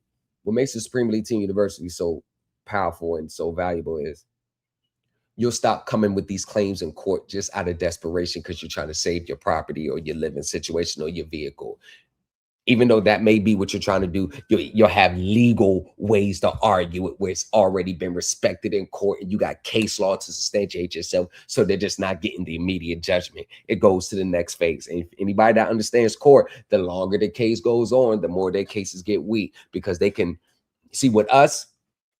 So first, with the gurus, when they file the complaint and the evidence of indebtedness, 9 times out of 10, with y'all gurus, when y'all reach out to them, they're going to get summary judgment and you're going to lose. And then your guru going to take it on the pill. Then they're going to come online talking about the court playing games. See, with us, when they file the complaint with my clients or they file a complaint against you and they got the evidence and indebtedness, it still goes to pretrial. Meaning, even though they got the actual debt, they're still not getting the judgment. Battle when you're not speaking. You said, can I mute my mic when I'm not speaking? Correct. Thank you.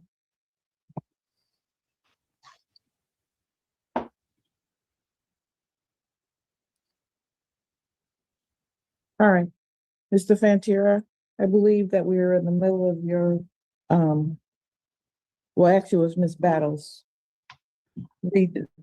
Direct. Yeah, I think Ms. Battle was cross-examining Ms. Charles. That's correct. Ms. Battle, are you ready to proceed? Yes. So Don, do you have a signed lease between me and you in this case? Yes. Did I ever waive my rights or agree to terms in writing? What's the question? Did I ever waive any of my rights or agree to your terms in writing? Your Honor, I object. I have no idea what that means. Meaning that there are waivers inside of the lease. Your Honor, she's got a signed lease. That lease was, we moved to have that admitted. Oh, by the way, when there's a lease, when they take you to court, when you go to court for like lease not paying, the only thing the courts want to hear, that only thing that's going to matter is, did you pay or not? They're not hearing all these securitization claims. In order for you to do that, you will have to file your claim against them in another court, not rental and landlord dispute courts. You got to take it in to the other court and then come in as the plaintiff. Unless you can show that you already paid. If you're trying to fight this and you know you haven't paid, 98% of the times you're going to lose because these courts are not hearing none of those other claims. Last time, and it was admitted, Ms. But you would already know that in the Supreme League Team University. Battle did not object, so I don't know what she's asking right now when she talks about a waiver. She signed the lease. Okay, that's fine. Are you aware of the notice of rescission that was sent? Yes. I object. Rescission. We can't go down this road again. Why are we not going down? Because it's not legal. you cannot unilaterally rescind. And let me get to this rescission of contract crap that I keep hearing. Risk like a mortgage. The only instances where rescission, and you got a limited time of doing it, is in cases of you're refinancing your home. You're getting a home equity line of credit, also known as a HELOC. It doesn't mean literally that you can rescind your mortgage and still keep the home. If you rescind the contract, which you're going to have to get a lawyer because they're not letting you out of it, that means you give the house back up. But let me guess, the only reason why you want to rescind, because you want to keep the property too. See, the Supreme Elite Team University, you will stop doing all these disingenuous things to get the outcomes that you want. On the road. Let him finish his objection, please. Okay. Your Honor, this case is not about rescission. It's about, this is a non-payment of rent, pay and stay case. The question is, how much money does she owe in order to stay in her lease? She believes, and she stated, and she was overruled by Judge Vandenberg, and I believe by you, that her belief that she rescinded her lease and therefore she gets to stay until she finds a new place is not the law, and she should not be allowed to pursue that line of questioning. This is not about rescission, which, by the way, she hasn't done anyway. All right. So your argument is that her question is not a legal question and therefore you object. It's not based upon law. It is based upon, what law is it not based upon? It's based upon common law. You have not proved. What did I just say, y'all? What did I just say? They actually think like a common law. It's like a tangible, like common law court. It's based on common law. Common law is only applied by the judge to give people equitable relief. Common law, now look at her face. Common law is not, you don't apply common law in your own right. The judge, see, you're going to learn this in the Supreme Elite Team University. Proven or stated any laws or facts that back what you're saying. Unlike me, I have. Yeah, but you stated them all wrong. And one of the things you stated was the Magna Carta, which was from the 12th century in England. And once again, you're going to learn legal, coherent, up-to-date, relevant case law. You're not going to go back to treaties and doctrines to prove your case. You're actually going to have case law, one of the things that none of these gurus can never provide to y'all. No, I stated it under common law and landlord-tenant acts. That's not, we're not under common law anymore, ma'am, and that's.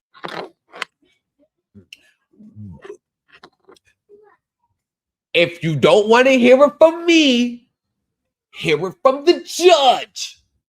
I said, we're not under common law anymore. There's no common law court. It's just a doctrine that's applied in certain cases to grant equitable relief. So since you don't want to hear from me, hear it from the judge. I find it very odd, very interesting that a lot of the judges be saying the same things I'm saying. And then you wonder why none of my clients, they're getting hit with a judgment as soon as I step in the picture. Oh, it's not hard to wonder why. Please and stop. landlord-tenant acts. That's not, we're not under common law anymore, ma'am. And that's a part of the problem with sovereign citizens. They think they know the law when they don't. And you're always going to be labeled as sovereign citizen when you come in and talk about, is this a common law court or amity jurisdiction? Oh, I'm not sovereign citizen. Yeah, but people from 40 years ago came in court saying the same thing, and they'll raise their hands telling the courts they're sovereign citizens. So why should we not look at you any different? Damn, I didn't even do my research on the origins of what I'm arguing. That's the problem. Y'all get mad when people call y'all sovereign citizens, but the people who was like, I'm a sovereign citizen 20, 30, 40 years ago, they was coming into court saying the same things, but they didn't hide away from being a sovereign citizen. The only reason why you don't want to be called sovereign citizen because you know it has a bad look and a bad name, but you're making all the same arguments that they did in 2025. But you expect them to, oh no, these are the same arguments. It looks like a duck, talks like a duck, quacks like a duck, but I'm not going to treat you like I'm not. No, you're not a sovereign citizen because you say you're not, but your documents reflect it. And people can't even Understand that. So you think they're going to get remedy in 2026? They will argue me down on that. That is Well, not. that sounds prejudiced and biased because I'm not a sovereign citizen. So it seems like you're trying to group me in with them, and that I am not. No, your arguments, your documents, everything that you say, everything that you cite, everyone from 30, 40 years ago, they already did and said the same things. And this is the part where they hate. They hate when I say that.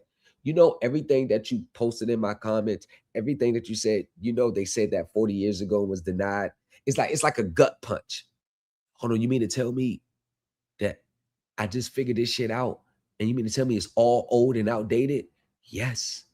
Well, whatever you're using as your basis is still not correct. It is not the law. It is. It's still under MCL and it's under the Landlord Tenant Act. Overruled. My objection is overruled, Your Honor. No, the objection is sustained. Her question that cannot be asked. So you're saying I can't ask about the contract that's in question? No, I'm saying that you have no basis for asking whether the contract was rescinded or not. Why would I not? It's the difference between the basis of what you think and a legal basis. Another thing you're going to learn in the Supreme University. I have basis for asking if the contract was rescinded. That's not the law. You don't get to unilaterally rescind anything, ma'am. Well, again, as I stated, my ruling, I'm not arguing with you anymore about it. Right. It's not an argument. So just let the record show that there is no law or basis to what she's saying. And all you people that always want to get something on the record, you're putting garbage on the record anyway. The record doesn't help you. I want to get it on the record. For what? Everything that you're about to put on the record was already denied 40 years ago. So what do you really want to put on the record besides garbage and waste everybody's time? And she has not yet stated any law or fact behind this objection. Because it's the judge doesn't have to give you a reason why they objected. The judge doesn't have to give you a reason why they deny your motion. They just can deny it. You always want the judge to explain why they don't agree with you because you believe that you're right and the judge's supposed to see it your way. Can you imagine a lawyer, a licensed attorney questioning the judge why they denied their objection or denied their motions? They will get sanctioned. And that's what the Supreme Elite Team University is going to teach you how to do, how to operate like a licensed attorney. Something that 99% of you pro se people out there that's going to listen to this have no clue on how court works. Asking these questions. I will continue. Okay. Did you write me a notice to quit filing this action? A notice to quit? Yes. No. I think she's referring to a demand for possession. A demand for possession, yes. No, a notice to quit. No. Right. Do you have proof of delivery or service of any notice to quit? No, I didn't send one. Right. Are you aware that MCL 657-16 requires a notice to quit before initiating an eviction? Your Honor, I object. Ms. Battle is confusing the term notice to quit with demand for possession. A notice to quit is how you start a termination of tenancy case. This case was started with a demand for possession.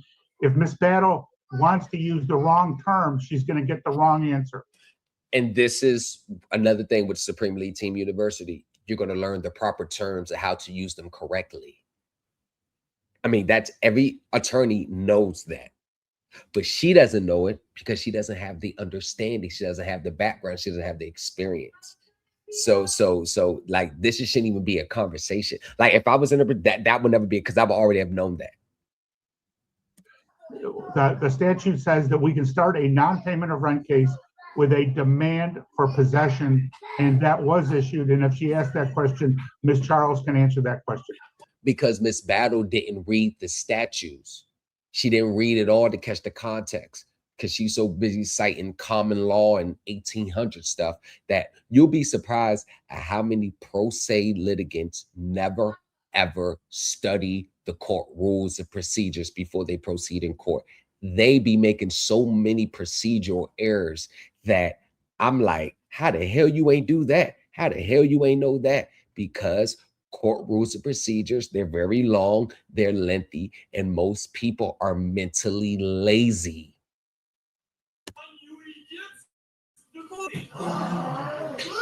Is there proof of service? Is there proof of delivery on that demand for possession? Miss Battle, can you do me a favor, please, ma'am?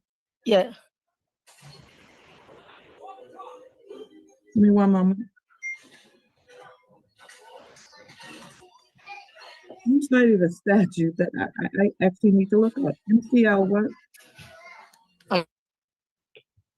I'm sorry? What was the statute that you cited? MCL 657.6. Another client, we have to get on the meeting tomorrow because we're moving for summary judgment because they filed the complaint. Judge didn't grant it, scheduled a pretrial, set a date for discovery and stuff. So this is the time where it's right for us to move for summary judgment. A position that 99.99% of your gurus can never put y'all in. So another thing you're going to learn at Supreme League Team University. I mean, not 57.6, 600.5716. Yeah.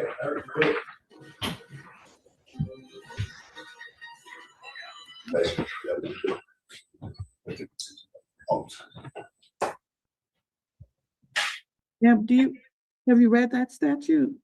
No, because they never read them. They never read all the statutes that apply to their case. They may read one, and they're so laser focused on that one argument. They may read that one statute for that one argument, but they never read in the statutes in its whole to get its context. In the Supreme League Team University, you're going to get trained in that mindset of reading it all and catching the context instead of reading it literally what it says. Yes, I had read it when I first did this. It uses the term demand for possession. Okay, everybody please stop typing. It says a demand for possession or payment shall be in writing addressed to the person in possession and shall give the address or other brief description of the premises. Can you imagine how bad I would look if I was putting complaints together like hers and I'm training my students to go into court and argue and I'm training them like that? Oh, I would be ashamed. Oh, that's horrible. It's a demand for possession, not a notice to quit. Okay, so is there proof of service of it on the record? That's a different question, though. So, okay, go ahead. But that's the question I asked next. Once he said that the But demand I wanted for possession, to clarify your question before. I appreciate it. All right, Ms. Charles, please add her question next is there proof? Do you have a proof of delivery or service for that demand for possession? Nope. Nope. Did you know that under MCL that you're required to have a certificate of service or proof of service on the record? Your Honor, I object. Oh my God. Every legal motion or document filed at the bottom is supposed to be certificate of service. A document and my client's documents because the court rule says you have to. Did you actually read the whole page? She's now, again, she's not using the statute changed. And that's one of the things that you're going to learn with the Supreme Team University, how to stay up to date with relevant statutes. So y'all stop citing outdated statutes like the March 9th, 1933 Emergency Banking Act with the emergency provisions regarding that act ended in 1978. So y'all stop citing the emergency provisions in that act that already ended in 1978. You know, you'll be up to date. Proclamation 2439, banking this. See, y'all will stop making those old, ancient, outdated arguments, and you can get up to date with the system with your arguments. Supreme League Team University. So that you now need, on a demand for possession, a certificate of service.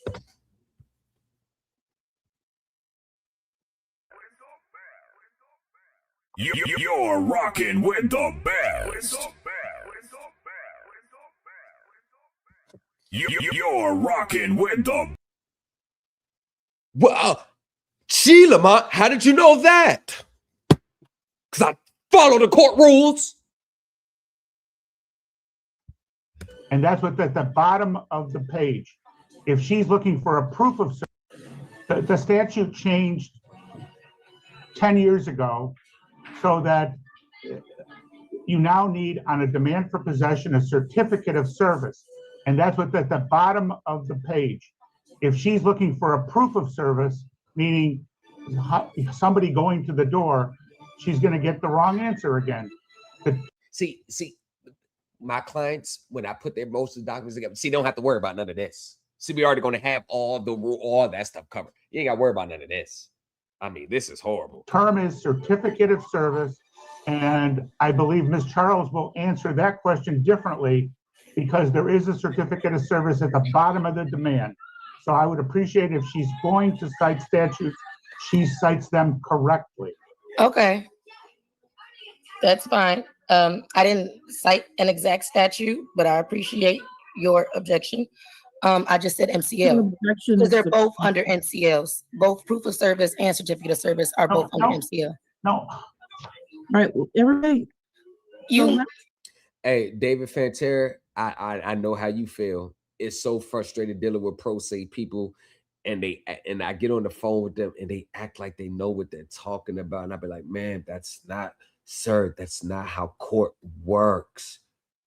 Like the court, everything that you're saying to me right now, the court rules already says that you can't do it. And this is the problem, sir or ma'am. Y'all got to stop coming into court based on how you want to do it, what you believe, and then expect outcomes. Like you're not even following the rule. You don't even know what the rules are to the games that you're playing. But these are grown adults. And let me ask yourself a question. Why do so many people come to the most complex, nuanced settings to get any type of results unless they was told it's something quick, free, fast, and all you had to do is just submit this document, a template, and you're going to get what you want? What if they never told you there was no secret trust fund account? What if they never told you you just follow this template, it's going to work? Would you still be in these spaces? The answer for 99% will be no. Can I make my ruling? Let's just okay. All I'm trying to do is ask questions to make sure certain things are on the record. A certificate of service is not on the disposition. And just like she read on 657-16, was the property described on that disposition? This is not a, never mind. Yeah. Was there a description of the property? Yes. If there was a description of the property? Correct. On my copy, there is no description of the property. This is what I mean. But let's continue. Does your company participate in HUD programs or accept federal HUD assistance? None of that has anything to do with the non-payment of rent. But go ahead. Yes. Okay. Did you provide me with grievance procedures required by HUD? You're not under HUD. Did I provide you with what? Grievance procedures required by HUD. Your Honor, I object. That's irrelevant. There are no such grievance procedures under this, anything that I'm aware of. I mean, I don't even know what she has a grievance about. Right. The grievance would be with the breach, and you all have a grievance, and hence on why you initiated a hearing for the breach of the contract. Never mind.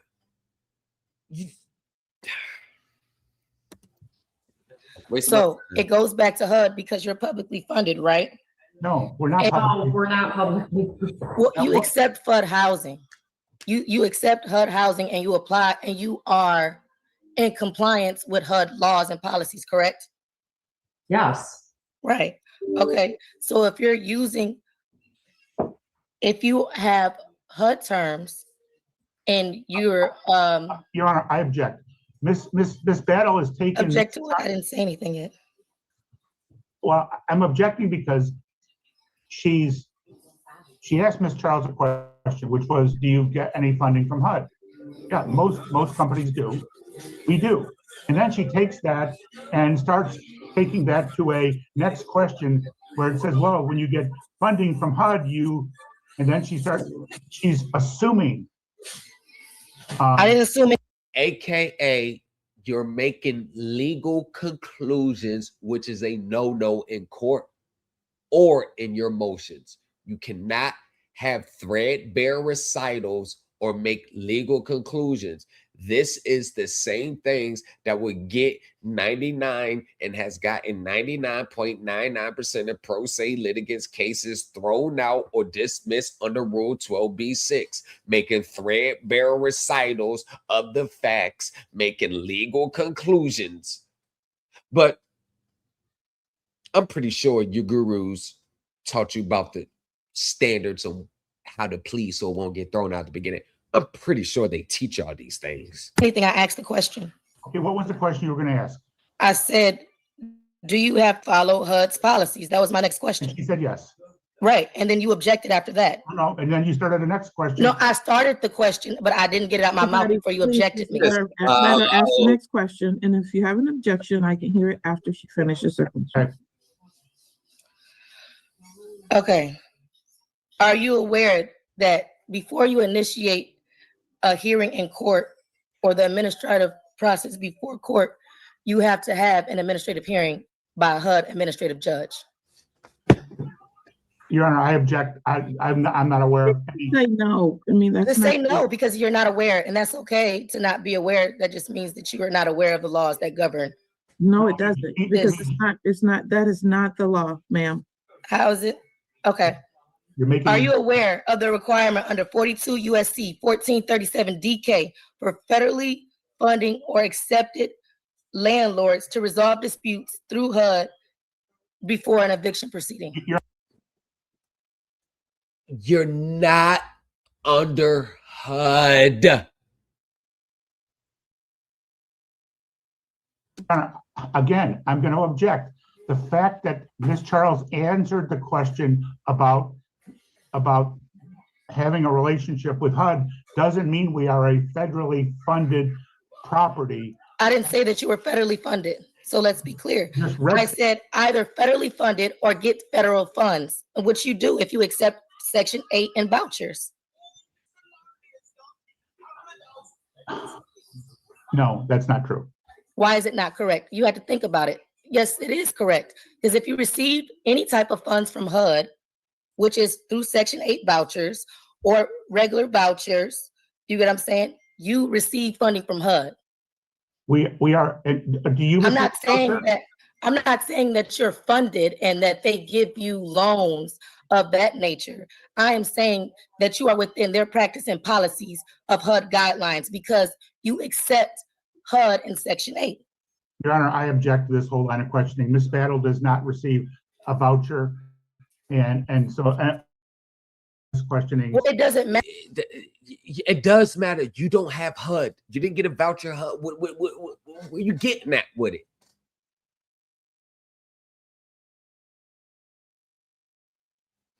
And this is what the Supreme League Universe. This is what you're going to learn to not make asses out of yourselves in court.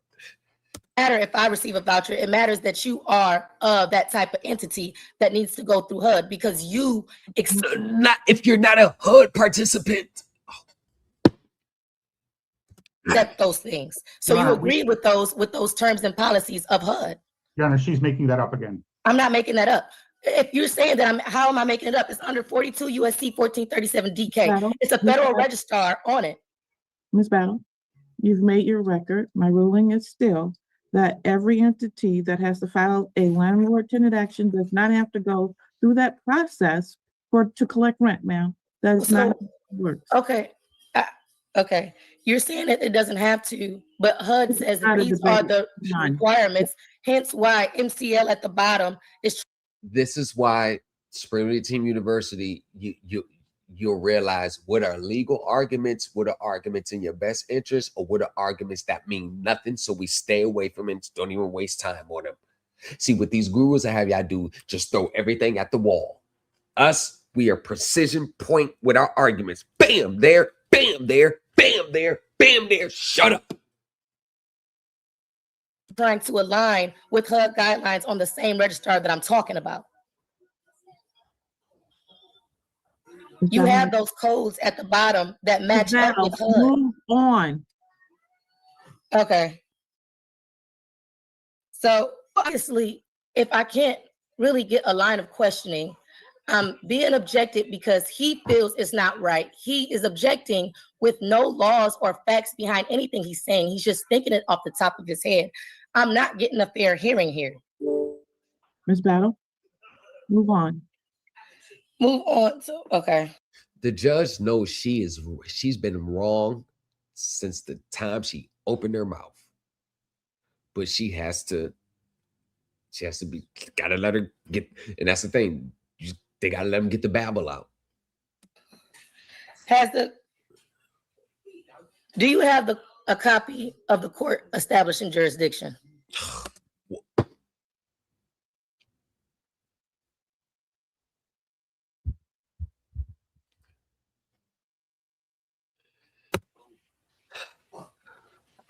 Who's that a question for?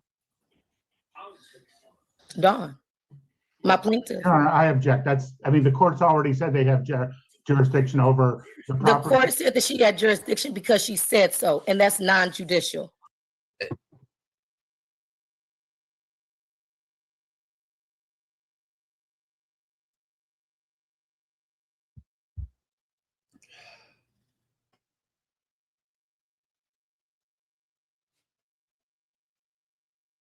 This is what I mean.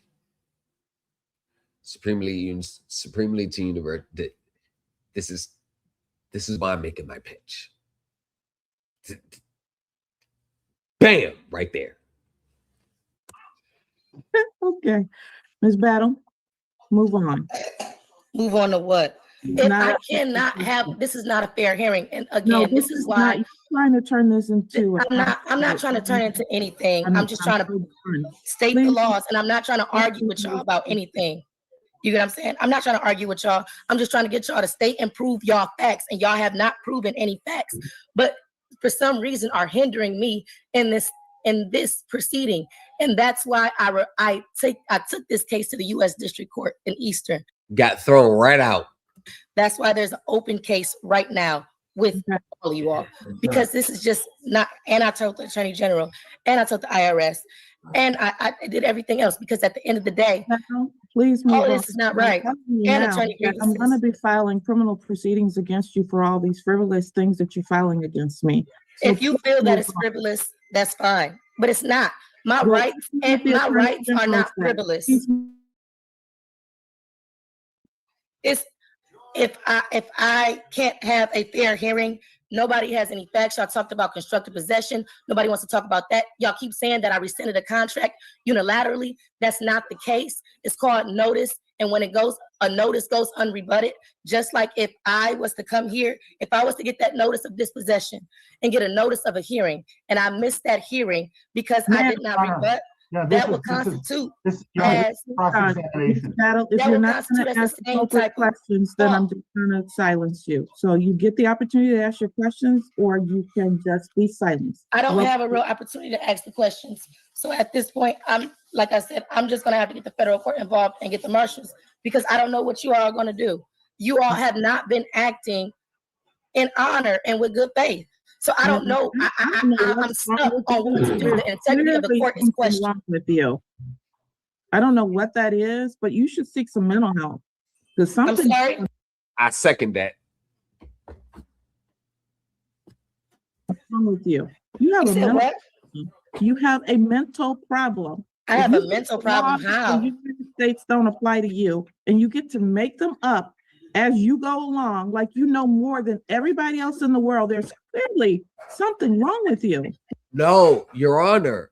All these sovereign citizen people, all these people in these spaces, they ain't never got shit accomplished. All these students that don't know shit from apple butter. All these gurus that's losing their case left and right, but they hide it from their students, but not know me. I'm a docket junkie, so I'm always checking the docket on their cases, and they're getting them thrown out left and right.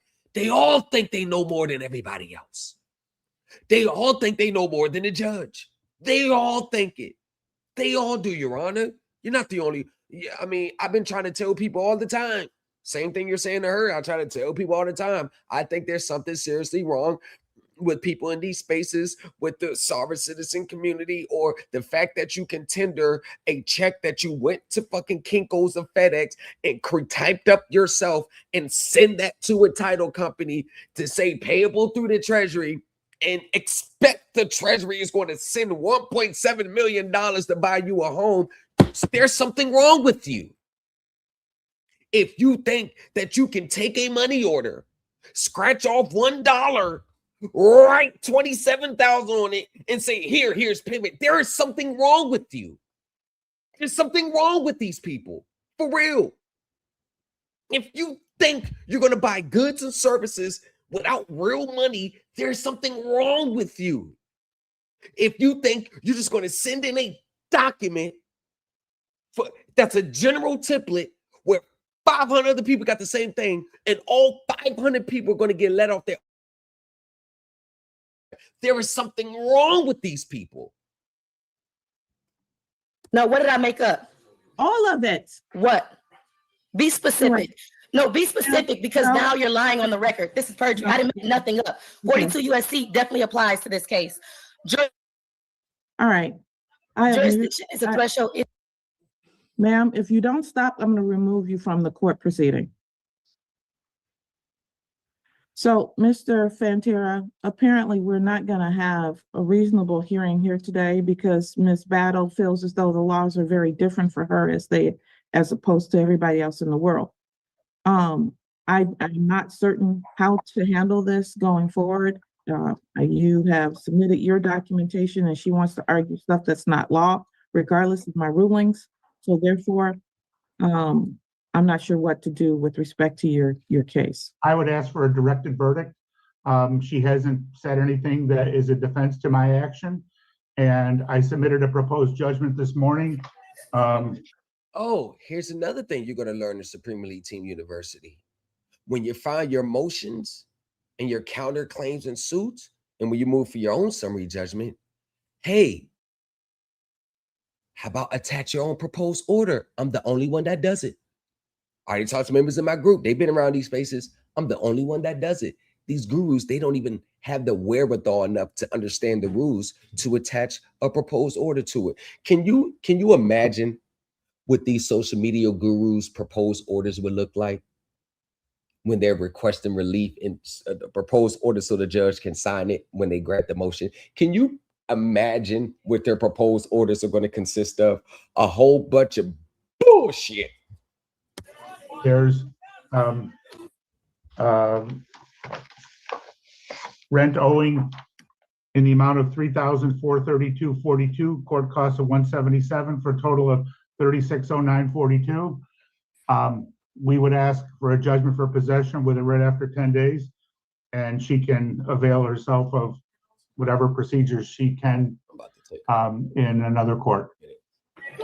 So you're saying that none of my objections is valid towards your claim. So having a valid contract is not an objection. Oh, because you're saying that because a notice was given and unrebutted, it's not of law.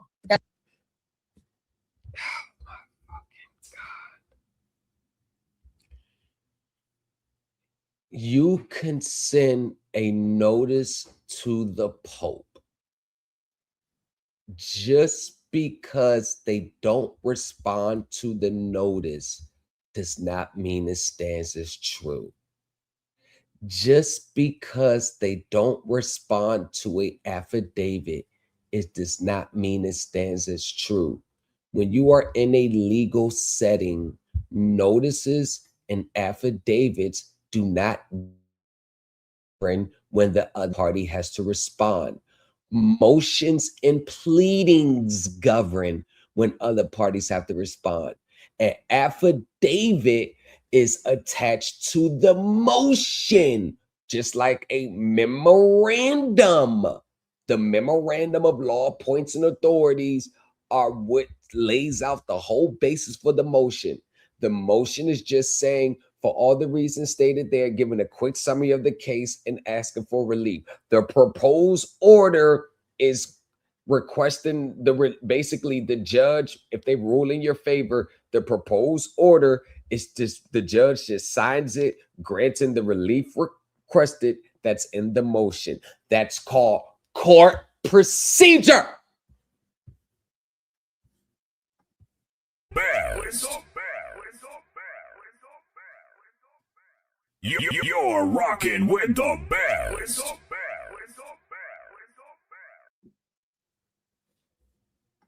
That's What you're not, saying, right? yes, that's not the law. It is. It's the law. It's versus Zendaya of Michigan. It is. That case law had nothing to do with the argument you're making. I looked it up. It's so. Oh. It's all right. Fact and case law, and y'all keep me. It's okay, because he can talk, but I can't talk. Ma'am, you've argued that over and over, and I've ruled that it's not. You can file your appeals, file all the things you're filing, but when you file false liens against people, that is a crime. It's not a false lien. You got defaulted on a private side, and you know that. Defaulted on the private side. What did Kenyatta do when she felt like she was losing and she was mad because all of her teachers blew up in her face? What did she do? She filed a false UCC1 lien.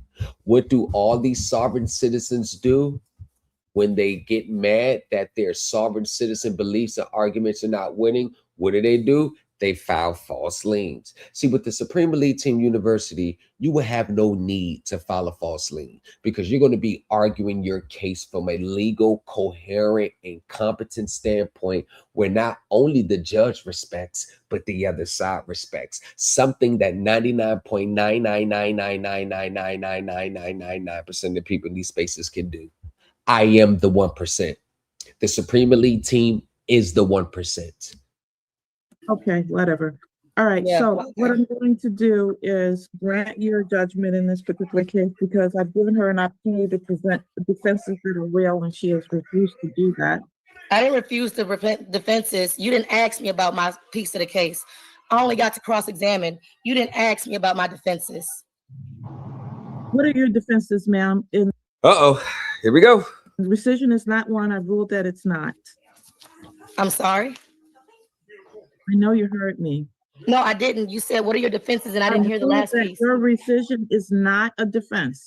Okay, that's fine. That is your defense. Right, because, you know, threshold matters are not an issue. But again, like I said, the fundamental objections and a counterclaim, object to the subject matter jurisdiction. You all accept and receive housing funds, making the subject We're matter. going down the same road. Okay, listen, stop. I didn't cut you off. I didn't cut you off. You just asked me what my defense was. And all right, I'm done. Wow. You're asking me what my defense is. I can't. Take her out. I've asked her 3 times to stop this. All right, I'm going to grant your judgment in this particular case. Your Honor, are you going to check the box after hearing? Yes. Thank you. Thank you.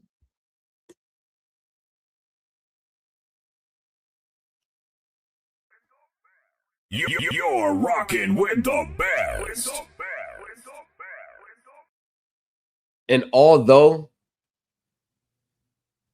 these gurus may not, well, I haven't seen them in court, in which my next video, you're going to actually see me in court, how I operate in court. Something these gurus don't ever want y'all to see how they operate in court, by the way.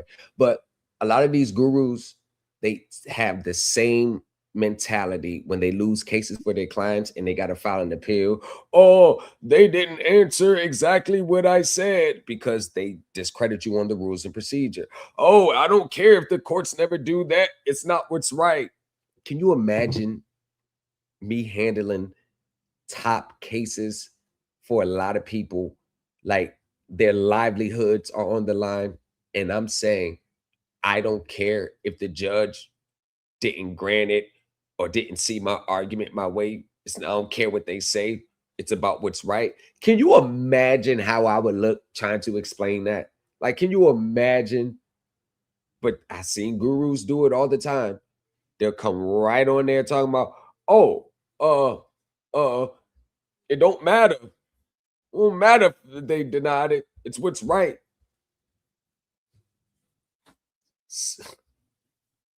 Supreme Elite Team University. Registration is open now. Thomas Legacy 603 at gmail.com. Hold on. How many people we got since this live started? We got 3 so far. Good shit, boy. Good shit. Y'all will be getting the curriculum tomorrow to let you know what the whole, semester will be hitting on. Registration ends January 31st. First official class starts February 26th. Before the official class starts, I have a lot of pre-recorded videos that I'm going to be dropping in the Supreme Elite Team University group, so y'all can just become aware of what's going to be going on, seeing videos, check, get yourself in order. It's going to cover mortgage, autos, credit cards, anything financing, court rules, and that. What the points of attack. These going to just be videos and stuff, and so y'all can just get in tune, get yourselves in order. This is not just for the people that's in the group. Y'all can use this to help out your family members and friends, as you've seen at the beginning of the video, how a member of the group was able to help assist his friend with his case. And guess what? His friend, they about to win the case. A big bank. See, with Supreme Elite Team University, we take down big corporations on a daily basis. We shut them down on a daily basis. No need to say more. Y'all seen the receipts. Y'all know what I'm hitting on. Y'all know what we talking about. I got more. I just don't decide to post them, but I will. But y'all know what it is, man. Supreme Elite Team University, the new culture empire on all platforms. Check me out. I know y'all watch. I know y'all not. Most people not going to like, but y'all, one thing you can't say is I'm wrong. As a matter of fact, pocket watching with JT. You see, he stayed away from me.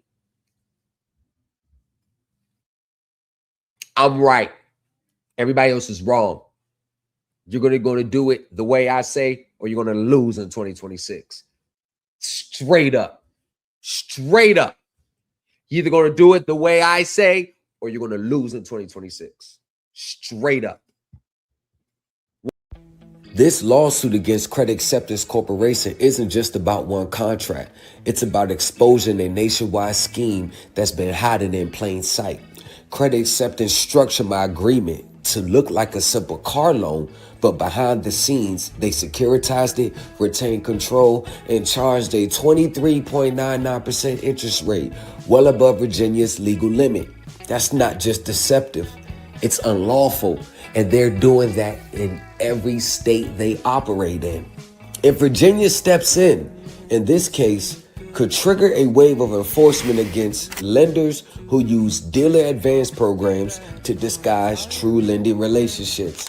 And if the federal government follows through, the IRS, CFPB, or SEC, then consumer lenders across the country will be forced to rethink how they structure, report, and enforce their contracts. This lawsuit demands restitution, recharacterization, and accountability. But more than that, it could set precedents, forcing leaders to respect substance over form and putting consumers back in control of their financial rights. The system's been rigged long enough. Now it is actually time to expose it accurately. And the claims that I'm raising in my lawsuit are the same claims that Credit Acceptance has settled numerous of times with investors, other consumers, or state attorney generals who actually stepped up and held them accountable. This lawsuit is the first lawsuit in the history of the Fourth Circuit and all other federal circuits where claims of this magnitude has been brought against Credit Acceptance Corporation or any other finance corporation from a consumer capacity. You normally see these lawsuits filed by attorney generals of states or the lawyers for the investors. Never have you seen these claims filed from a consumer standpoint. I've seen a lot of consumer complaints and lawsuits filed against Credit Acceptance and other finance companies, but they all have missed the mark because they are approaching it and attacking it from a consumer-like standpoint and doesn't have the mindset of a creditor or a lender to attack them on the level in which they operate. This lawsuit could actually spark a reform in consumer financing. I am one man taking on the complex system. So, it further goes to says that this is what took place, man. I signed the contract. The dealership transferred that contract to Credit Acceptance. Credit Acceptance now had the proper collateral so they can issue trust notes to the investors. The investors put the money up for my dealer for the purchase price in exchange for the contractables in which where I will be making my monthly payments. Cool. No issue with that. The thing is, and your legal department admitted that Credit Acceptance never gave me any type of funding in order to even support a contract, which is not a big deal. Rather, they got my promise to pay the security and they was able to raise the funds for the purchase. So is it that credit, and this is their own words, I'm reading it from and it's filed with the SEC. So is it more that Credit Acceptance really just acted as a broker between me, the one that needed financing, and the ones who's willing to invest in my contract? So you all just kind of mainly were just the middleman to broker the deal instead of really being a lender in the traditional sense, like Credit Acceptance went into their own back pocket and put up the money. You kind of more brokered the transaction. Is that more of an accurate statement? Well, I'll be damned. Reminiscing the good old days, remembering to forget all the bad ones. I remember when college seemed so important, but is it worth it? Been wondering what truly matters to me. I know for sure it's not a fancy degree.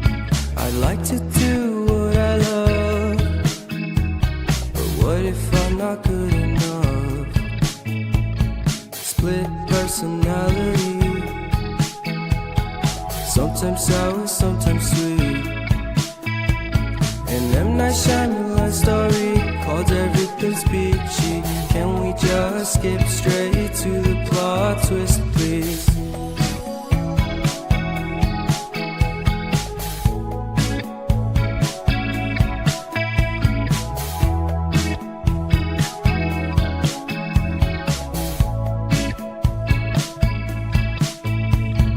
Life's all about balance.